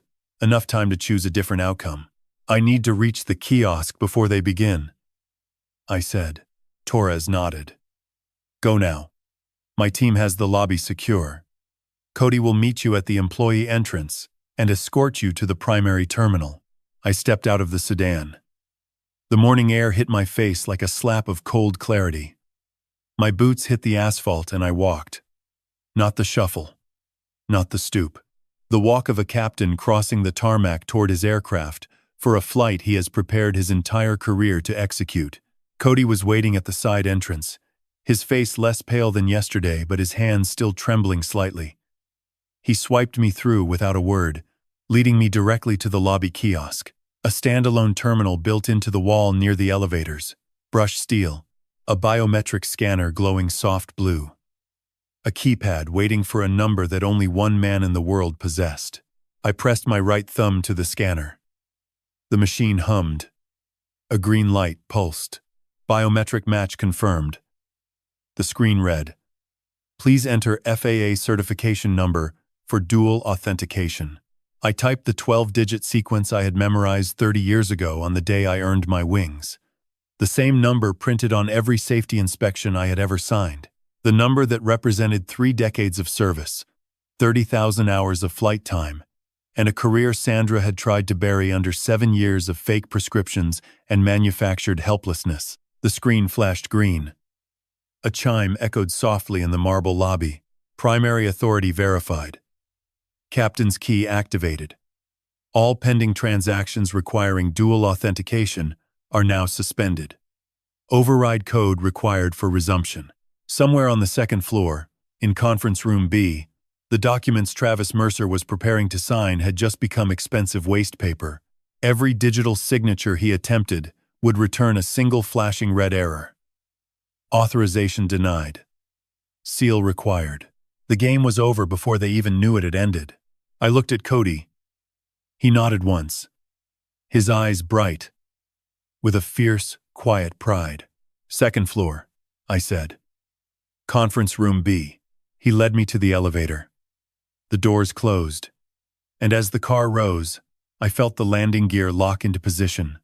Wheels down, flaps full, runway in sight. Final approach complete. Now came the landing. The door to conference room B did not open gently. It swung wide with the weight of a man who had spent 7 years on the wrong side of it. The morning light poured through the floor-to-ceiling windows, illuminating the mahogany table, the scattered documents, and the 2 people sitting at its center like actors, caught mid-performance when the house lights come up unexpectedly. Travis saw me first. His hands were poised above a document, a fountain pen frozen between his fingers. My fountain pen. The Mont Blanc my father gave me when I earned my captain's bars. His face, my face reconstructed on a stranger's bones, went through a rapid sequence of micro-expressions. Confusion, recognition, terror, all in the space of a single heartbeat. Sandra's reaction was slower, more controlled. She looked up from her sparkling water with the practiced ease of a woman who had spent 7 years performing illness and was now performing innocence. Her eyes found mine, and for a fraction of a second, something flickered behind them. Not guilt, not fear. Calculation. "I believe you are sitting in my seat, First Officer," I said. My voice carried across the conference room with the quiet authority of a captain making a PA announcement during turbulence. Calm, measured, absolute. The words were not loud, but they filled every corner of the space and left no room for oxygen. Travis dropped the pen. It rolled across the document, leaving a thin trail of ink like a flat line on a heart monitor. His mouth opened, but no sound emerged. The silicon edge of his prosthetic jawline caught the morning light, and I could see now, standing 3 feet away, the imperceptible seam where his real skin met the manufactured geography of my face. Up close, the forgery was extraordinary, but it was still a forgery. A death mask, worn by a living man. Sandra stood. The cane she had been leaning on moments ago was propped against her chair, forgotten in her urgency. She rose without assistance, without trembling, without the careful fragility she had performed for me every single day for 7 years. Her spine was straight. Her color was vibrant. Her eyes were sharp as scalpels. "Will," she said, her voice calibrated to concerned confusion. "Who is this man? What is happening?" "I was just here for the paperwork. You told me to come and sign the—" "Drop the oxygen mask, Sandra," I said, cutting through her performance like a blade through turbulence. "We both know you do not need it. We both know you have never needed it." The room went silent. The kind of silence that exists in a cockpit when every alarm has fired simultaneously and the crew knows they are out of options. Travis was staring at the documents on the table, watching the screen of the bank's digital terminal flash red. "Authorization denied. Seal required." Over and over. The words of his failure repeating in crimson loops. I reached into my jacket and placed the manila folder on the table. It landed with a weight that belied its thin contents. I opened it slowly, deliberately, spreading the pages like a hand of cards dealt by a man who already knew he held the winning suit. Cosmetic surgery invoice. $85,000. Tijuana Clinic. I said, tapping the first page. Paid from a joint account you never told me about. Then the next. Clear Skies Wellness, LLC. $28,000 per month for 18 months. Your studio apartment for building my replacement. And the last page. Life insurance policy. $3 million. Beneficiary. Skyward Exit Holdings. Your solo LLC. Sandra, you were not just stealing from me. You were betting on my death. Travis pushed back from the table, his chair scraping against the marble floor with a sound like a scream. "This is a mistake," he stammered, his manufactured voice cracking, the rehearsed cadence slipping away to reveal the desperate rasp of a man drowning in his own deception. "I did not. She told me it was just the money, just the trust. Nobody was supposed to." He looked at Sandra, pleading, searching for the lifeline she had always provided during their rehearsals. But Sandra was not looking at him. She was looking at me, and her face had finally shed its last mask. What remained was not the frail wife, not the concerned patient. It was something cold and architectural. A face I had never seen in 24 years of marriage. The door behind me opened. Agent Torres entered first, her badge visible, her hand resting near her hip with professional readiness. 2 agents flanked her. Their footsteps were measured and unhurried. The sound of inevitability. "Sandra Hawkins," Torres said. "Travis Mercer. You are both under arrest for federal wire fraud, identity theft, and conspiracy to commit murder. You have the right to remain silent." Travis collapsed into his chair like a structure failing under its own weight. His head dropped into his hands, and the Breitling on his wrist caught the light one final time before his arms disappeared beneath the table. He did not resist. He did not speak. He simply folded. A stuntman whose final performance had ended. With the curtain crashing down on his head, Sandra was different. She stood perfectly still as Torres approached. Her hands did not shake. Her chin did not drop. She extended her wrists with the calm of a woman who had already calculated this as a possible outcome and filed it under acceptable losses. But before the cuffs clicked shut, she turned to me. Her eyes locked onto mine with an intensity that made the air between us feel combustible. She did not cry. She did not plead. She spoke 3 sentences. You were always my co-pilot, Travis. Never the captain, I said, looking past Sandra at the broken man in my chair. Then I returned my gaze to my wife. She leaned forward slightly, her voice dropping to a whisper meant only for me. The wire caught every syllable. You think you have won, Captain? She said, her mouth curving into something that was not quite a smile. You still do not know about the boy. You never checked Portland carefully enough. The cuffs snapped shut. Torres guided her toward the door. Sandra did not look back. She walked out of conference room B with the posture of a woman leaving a business meeting that had simply run long. No tears. No collapse. Just the measured stride of a narcissist who believed she was still 3 moves ahead on a board only she could see. I stood alone in the conference room. The documents lay scattered. The red error messages still pulsed on the terminal. Travis's pen rolled slowly toward the edge of the table and dropped to the floor with a click that echoed like a period at the end of a very long sentence. The boy, Portland. Jake. The victory I had just tasted turned to ash on my tongue. Sandra had planted one final seed of doubt in the wreckage of her own arrest, and I could not tell if it was her last weapon or her last lie.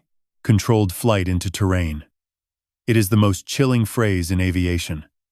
It describes an accident where a perfectly functional aircraft, with a conscious pilot at the controls, flies directly into the ground. No mechanical failure. No weather event. Just a human being steering toward destruction with their eyes wide open. Sandra had not stumbled into this conspiracy. She had navigated it with precision from the first day to the last. Eyes open, hands steady, heading straight down. Marcus solved the riddle of the boy within 2 hours of Sandra's arrest. The answer came through a forensic sweep of Travis Mercer's phone, which the FBI had seized along with his silicon prosthetics, my stolen Breitling, and the captain's wings he had no right to wear. The text messages were buried in an encrypted app, threaded between Travis and a contact saved under the name Dr. Ray Palmer, Counseling Services. The messages spanned 18 months, and the recipient was my son Jake. Sandra had given Travis a secondary assignment beyond impersonating me at the bank. He was to maintain digital contact with Jake in Portland under the guise of an online therapist specializing in grief counseling for adult children of dementia patients. Twice a week for 18 months, Travis had been messaging my son, reinforcing the Alzheimer's narrative, monitoring Jake's emotional state, ensuring he remained isolated, guilty, and obedient to his mother's financial requests. The messages were clinical in their manipulation. Jake would write about missing me, about the guilt of staying away, about sending money he could barely afford. Travis, posing as Dr. Palmer, would respond with therapeutic language designed to keep Jake exactly where Sandra needed him. Distance is sometimes the most loving choice you can make. Your father's dignity is preserved when you honor his wishes for privacy. The $2,000 you send monthly is an act of devotion, not obligation. My son had been in therapy with my own impersonator. The man wearing my face had been counseling my child through the grief of losing me while I was alive and 10 feet from the phone. The violation was so layered, so architecturally complete, that I could not find words for it. Only silence. The heavy, airless silence of a cockpit after the black box stops recording. Jake was not complicit. He was a victim. Another passenger on the flight, Sandra, had been steering into terrain. Later that afternoon, I stood behind the one-way glass of FBI Interrogation Room 3. The fluorescent lights hummed overhead, casting a flat greenish pall across the small space. Sandra sat at the metal table, her wrists free. She had waived her right to an attorney. Torres had warned me this was unusual, dangerous even. Narcissists who refuse counsel are not surrendering. They are performing for a new audience. Sandra knew I was watching. She could not see through the glass, but she spoke directly to it, to me. Torres asked the questions. Sandra answered them with the dispassionate clarity of a CEO delivering a quarterly earnings call. Yes, she had initiated contact with Travis Mercer. No, she had not been coerced. Yes, She understood the digitalis compound would cause cardiac arrest. No, she did not consider it murder. She considered it an exit strategy. Then Torres asked the question I needed answered more than any other. Why? Sandra was quiet for 11 seconds. I counted them against the fluorescent buzz. Then she spoke, and her voice carried a timbre I had never heard in 24 years. Not anger, not sorrow, something flatter, something emptier. Do you know what it is like to be rescued every single day by a man who never once asks if you want to be saved? She said, her eyes fixed on the glass partition. Will did not love me. He maintained me, like I was one of his aircraft. Pre-flight inspection at 6 a.m. Medication schedule posted on the refrigerator. Fluid intake logged in a notebook. He turned our bedroom into a cockpit and our marriage into a checklist. I was not his wife. I was his most important system to manage. She paused, took a breath.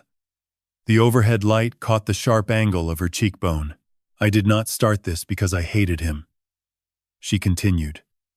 I started it because I was suffocating under his devotion.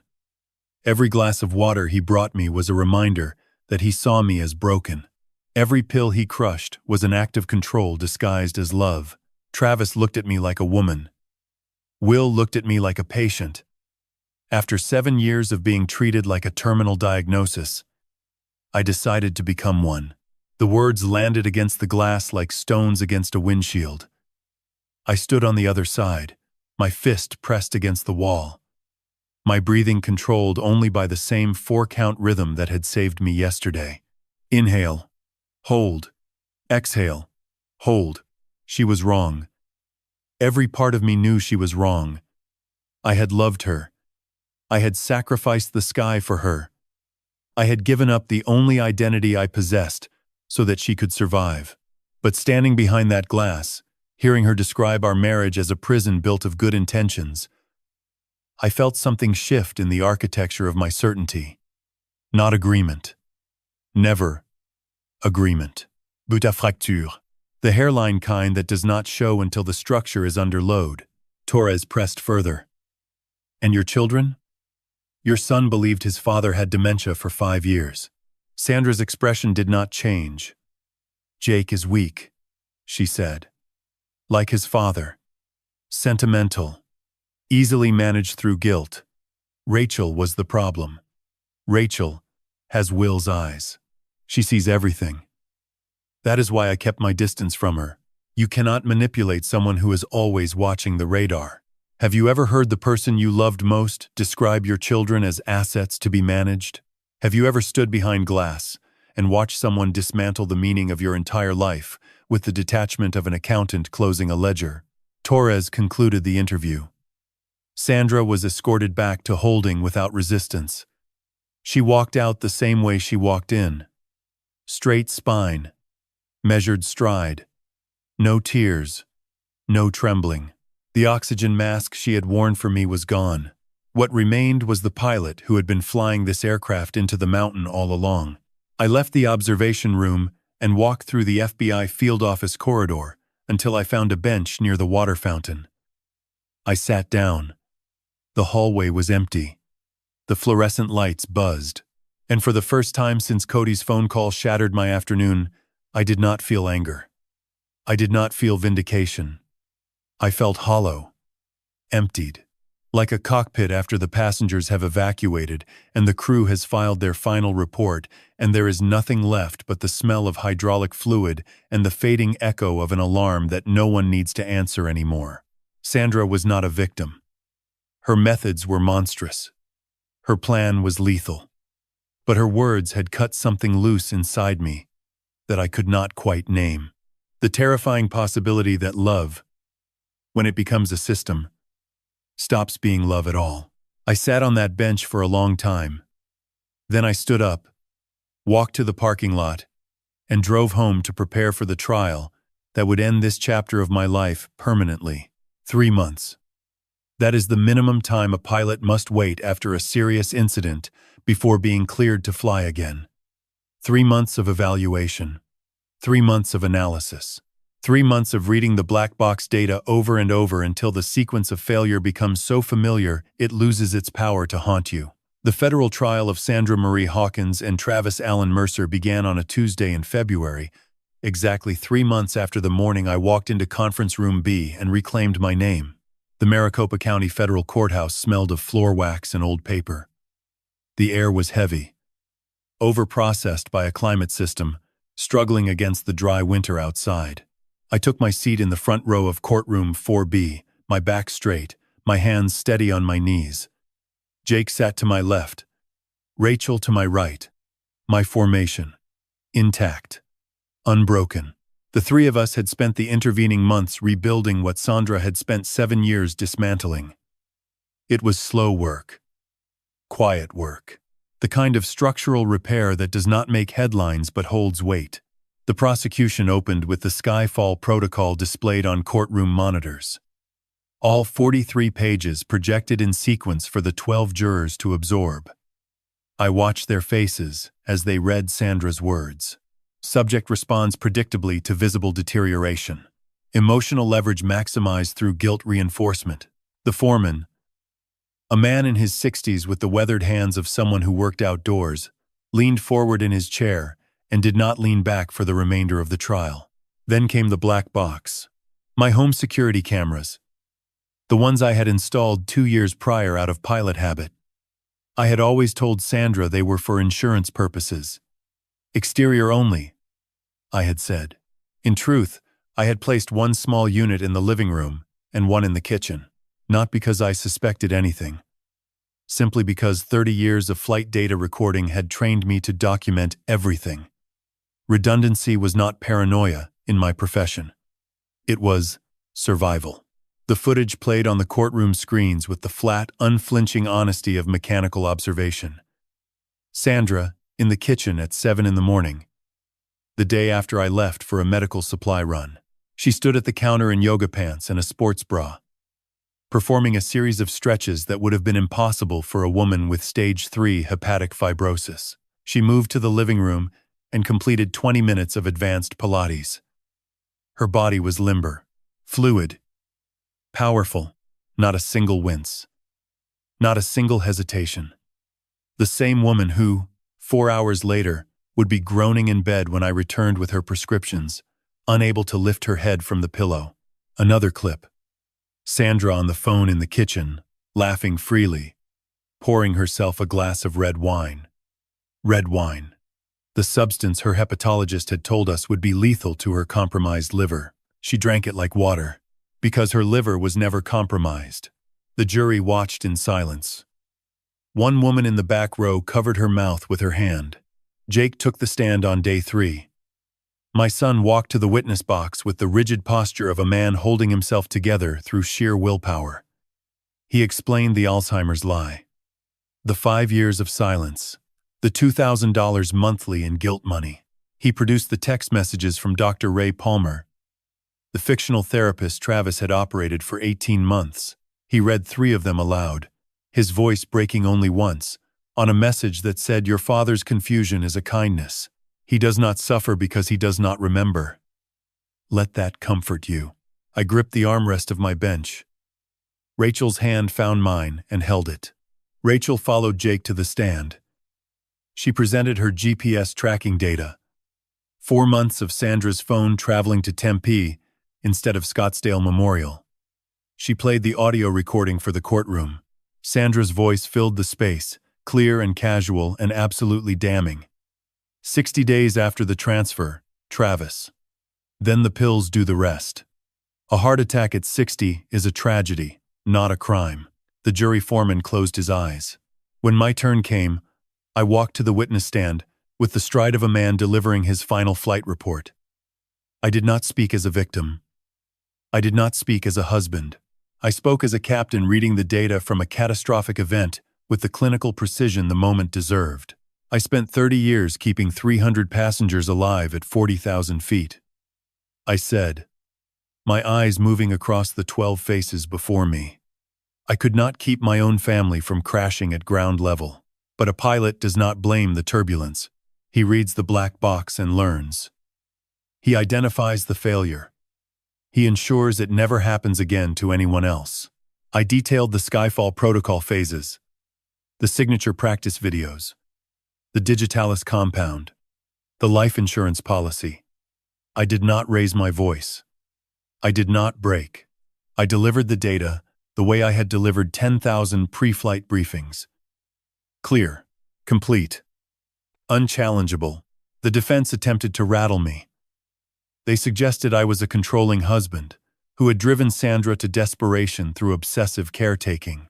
I looked at the attorney with the same detachment I once used for a cracked rivet in a fuselage panel. "You do not get angry at a broken bridge," I replied. "You just dismantle it, so it cannot hurt anyone else." Sentencing came on a Friday. The courtroom was packed. Travis Mercer received 10 years in federal prison. He stood motionless. As the judge delivered the number, his face stripped of its prosthetics, his body thin and diminished without my clothes to fill it. He looked like what he was: a man who had rented another person's life and could not afford the return fee. Sandra received 14 years. The attempted murder charge via digitalis elevated what might have been a 7-year fraud sentence into something with real weight. The judge cited the systematic psychological torture of a spouse, the weaponization of a daughter's silence, and the deliberate poisoning of a man who believed he was taking vitamins for his heart. Sandra stood as the sentence was read. She did not flinch. She did not cry. The courtroom waited for a reaction that never came.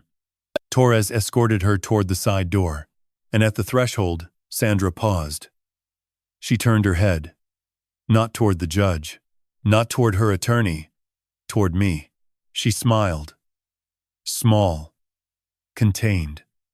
The smile of a woman who knows something the room does not. Then the door closed behind her, and the last mask Sandra Hawkins would ever wear for me disappeared into the fluorescent corridor of federal custody. I sat in my seat for a long time after the courtroom emptied. Jake and Rachel waited beside me. Patient. Present. The three of us breathing the same stale air, processing the same quiet truth. It was over. The flight was complete. The wreckage had been catalogued. And somewhere beneath the numbness, buried under 3 months of testimony and evidence and sleepless nights, a new feeling was beginning to surface. Not victory. Not closure. Something smaller and more fundamental. The weight of my own wings settling back onto my shoulders. When you decommission an aircraft, you do not simply park it in a field and walk away. You strip it systematically. Remove the avionics. Drain the fuel. Pull the seats. Document every component. Catalog every serial number.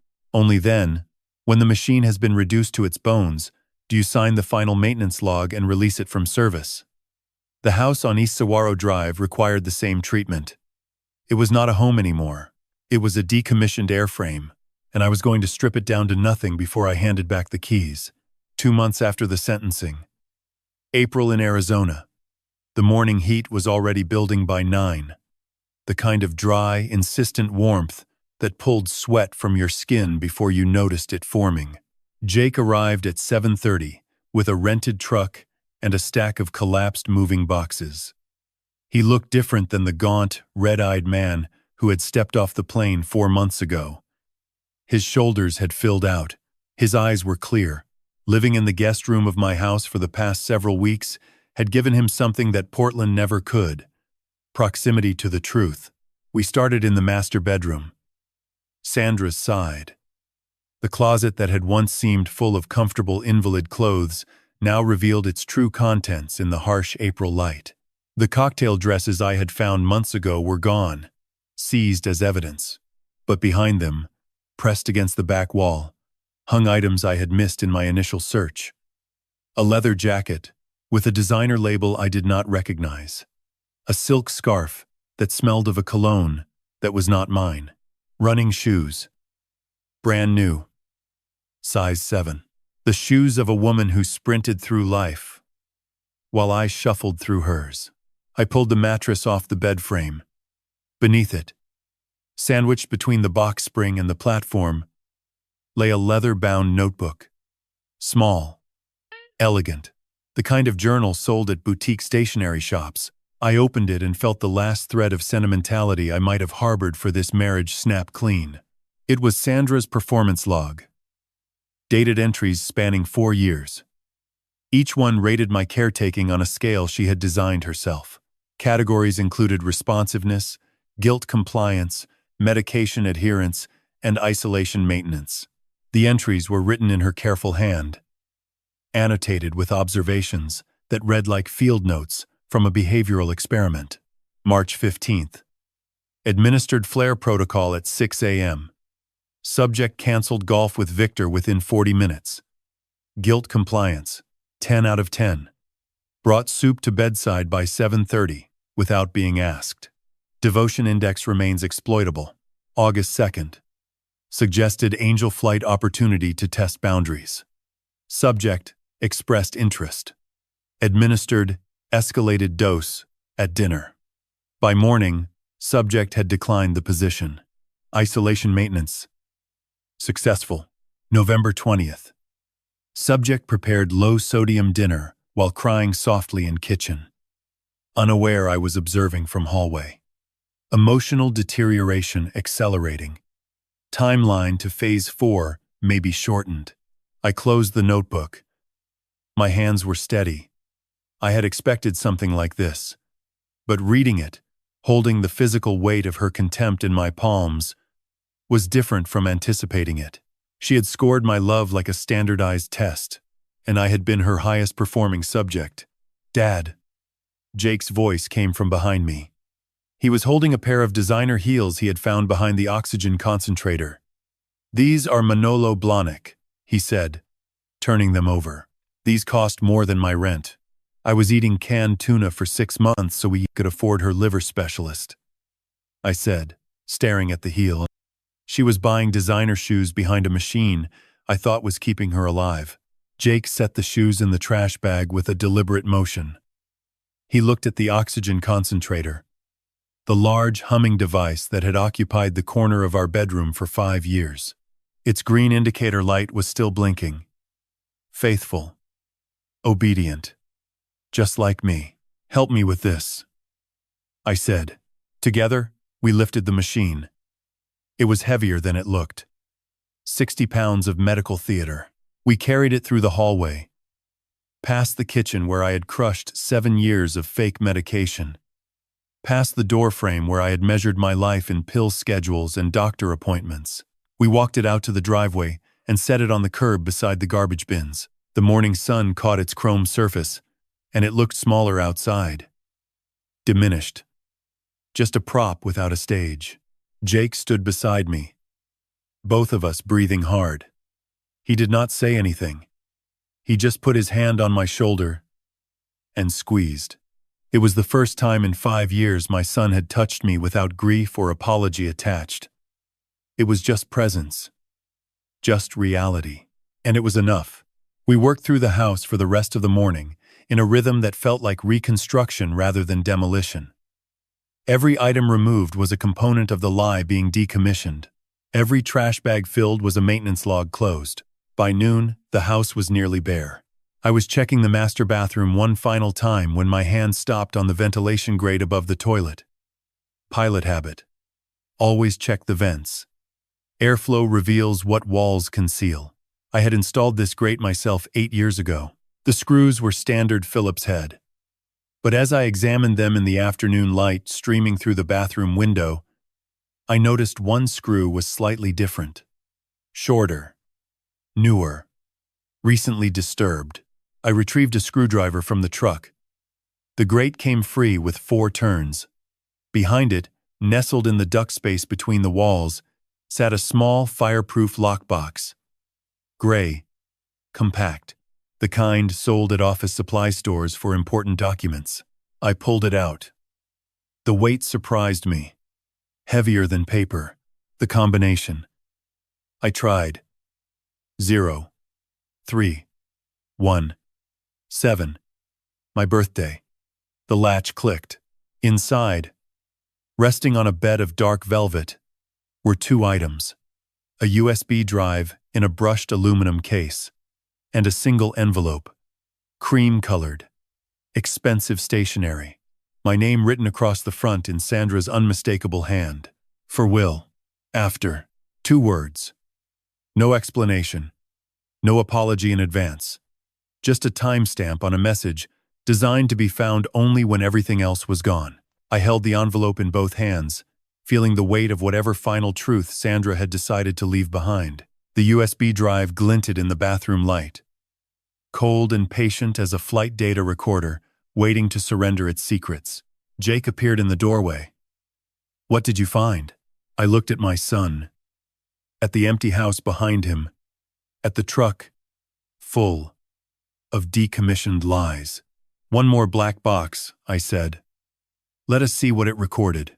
I sat on the bare tile floor of the bathroom, with my back against the empty vanity cabinet. The house was silent around me. Stripped. Gutted. Every room echoing with the hollow acoustics of a space that had lost its purpose. Jake had gone to the kitchen to get water, giving me space without being asked. He had learned in these past months that some things a pilot needs to read alone in the cockpit. The envelope was heavier than it should have been for a single letter.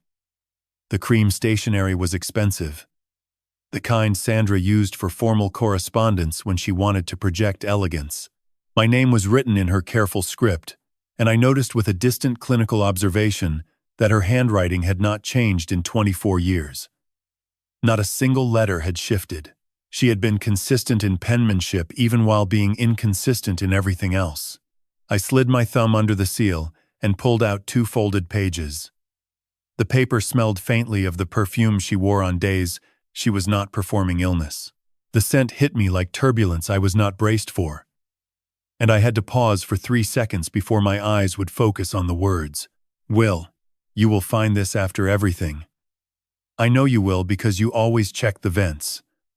Pilot habit. You told me once that airflow reveals what walls conceal.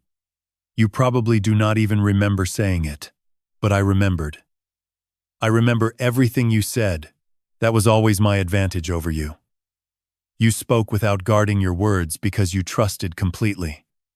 I listened without trusting because I never spoke completely.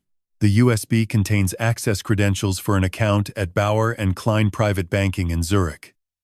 Balance as of last quarter, $812,000. This money is not from the trust. It is not from your father's estate. It is mine, accumulated over 11 years from freelance consulting work I did before the diagnosis.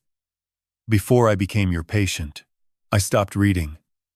11 years.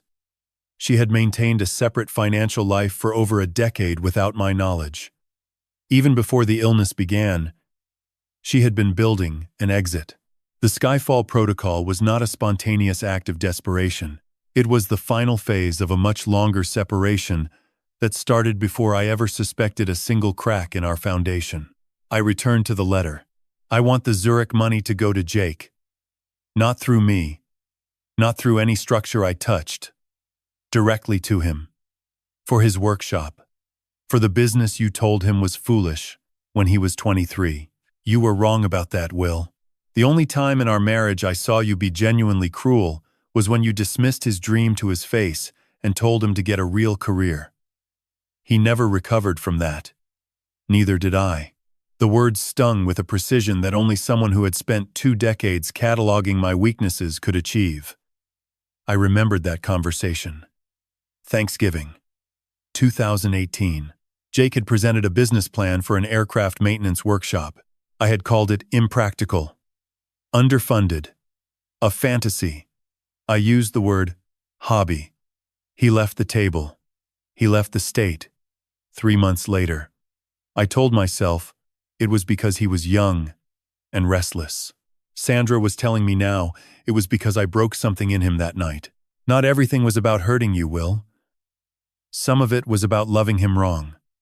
I could not give him what he needed, while you were the one holding all the authority. So I took the authority. Badly. Criminally. But the money in Zurich was always meant for him. Regardless of what happened to me, do with this what your conscience allows. Sandra. I read the letter twice. Then a third time. The tile floor was cold beneath me. The afternoon light moved slowly across the empty bathroom, tracking the sun's descent like a heading indicator rotating toward a new course. Sandra was a monster. She had planned my death with spreadsheets and dosage schedules. She had stolen my son through lies and my career through chemistry. Nothing in this letter changed those facts, but it introduced a dimension I had not expected, a sliver of maternal intent buried beneath the architecture of her cruelty. She had done monstrous things for monstrous reasons, and within that monstrousness, she had carved out a single genuine act intended for someone she loved in the only broken way she knew how. I thought about Jake, about the workshop dream he had mentioned again just last week, about the light in his eyes when he talked about aircraft maintenance, about the way he ran his hands over engine components with the same reverence I once had for flight controls. He did not know about this money. He did not need to know where it came from. I stood up, walked to the kitchen. Jake was leaning against the counter, drinking water from a plastic cup, looking out the window at the empty backyard. "What did it say?" he asked without turning. I looked at the letter in my hand, then at my son, then at the fireplace in the living room, where a single log still sat from the last fire I built in January. I walked to the fireplace, struck a match, held the flame to the corner of the cream stationery, and watched Sandra's final words, catch and curl. The paper darkened. Her handwriting disappeared letter by letter. The heat touched my fingertips, and I let go. The last fragments floated upward and disintegrated against the cold flue. Some wreckage does not need a report. It just needs to burn. I kept the USB drive. That evening, I called Victor and instructed him to transfer the Zurich funds through proper legal channels into a legitimate trust for Jake. No origin story attached. No maternal confession included. Just capital. Clean. Available. Ready for whatever he chose to build with it. The real estate agent arrived at 4. I signed the closing documents on the kitchen island. The same granite surface where I had been grinding milk thistle into applesauce when my world fractured. The pen felt different this time. Not heavy with obligation. Light with finality. She mentioned the buyer was an anonymous trust based in Sedona. I did not care who they were. I cared only that the transaction was clean, that the proceeds were mine, and that I would never stand in this kitchen again. I walked through each room one final time. The bedroom where I had fluffed pillows for a woman scoring my devotion. The living room where the oxygen concentrator had blinked green for 5 years. The hallway where Rachel's call had changed everything. The attic access panel, still open, still exhaling hot, dry air into the corridor. Jake waited by the truck, the last box loaded. I stepped onto the porch, pulled the front door closed, turned the deadbolt. The metallic click was small and absolute, the sound of a logbook being closed for the final time. I dropped the key into the lockbox on the porch railing and walked down the driveway without looking back. The Arizona afternoon sun was fierce on my shoulders. But for the first time in 7 years, I was not carrying anything heavier than my own shadow. Jake started the engine. I climbed into the passenger seat. The truck pulled away from East Saguaro Drive, and the house shrank in the side mirror until it was nothing but a beige shape against the desert, indistinguishable from every other structure on the block. Just another building. Just another address. Just another place where someone used to live before they remembered how to fly. Kavu. Ceiling and visibility unlimited. It is the most beautiful notation a pilot can read on a weather report. It means the sky is open. No clouds between you and the sun. No obstructions between you and the horizon. For 14 months in Bozeman, Montana, I woke up to Kavu conditions almost every morning. Not just in the sky above the Gallatin Valley, but in the architecture of my days. No medication schedules. No dialysis appointments. No performance to observe. Just open air and the smell of pine and the distant white peaks of the Bridger Range catching the first light. The cabin sat on 11 acres at the end of a gravel road that wound through lodgepole forest before opening into a meadow where elk grazed in the blue mornings. No one from my previous life knew the address. Just a mailbox at the end of a dirt road and the kind of silence that heals things medicine cannot touch. Jake's workshop occupied a corrugated steel hangar at Gallatin Field Airport, 12 minutes from the cabin. He had used the trust funds to lease the space and equip it for aircraft maintenance and restoration. Every morning I drove past and saw the same thing through his open bay doors. My son, bent over an engine cowling with grease on his forearms and purpose in his eyes, finally building something with his hands instead of tearing himself apart with guilt that was never his to carry. Rachel had been promoted to supervisor at the Phoenix facility in January. She called every Sunday evening. Her voice carried the calm authority of a woman who had found her stride.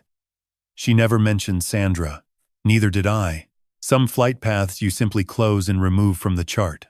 It was a Tuesday in June when I drove to the airport for my Angel flight assignment. Angel flight.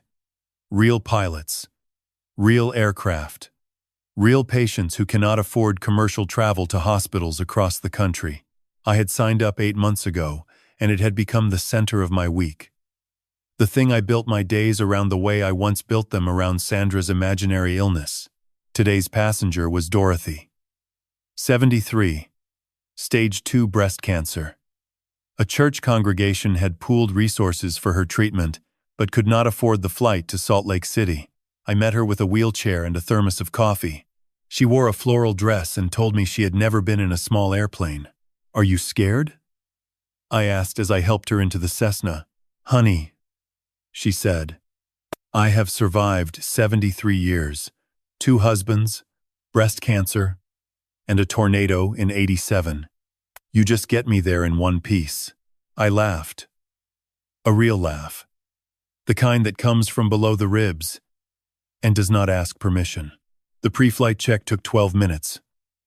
Every system verified. I settled into the left seat and felt the yoke beneath my palms.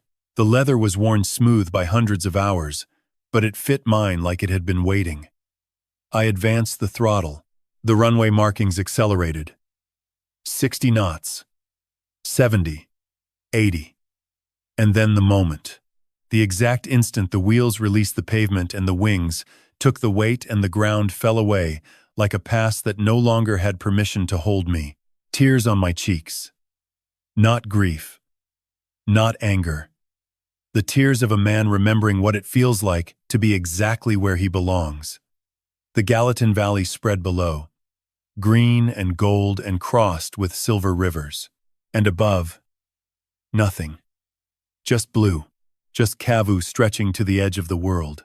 I believe God does not prevent storms. He allows them because some things can only be revealed when the sky goes dark and the instruments fail, and you are left with nothing but faith and the training He built into you long before you understood its purpose. My storm lasted 7 years. It took my career, my marriage, my son, my trust. But through that storm, I found what was worth protecting. My children, my integrity, and the sky that was always waiting. I believe God places people in your path at the exact moment you need them. Cody at the bank. Rachel at her radar screen. Jake on a plane from Portland.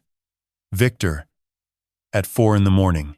Each one a waypoint on a flight plan I did not file, but was guided through nonetheless.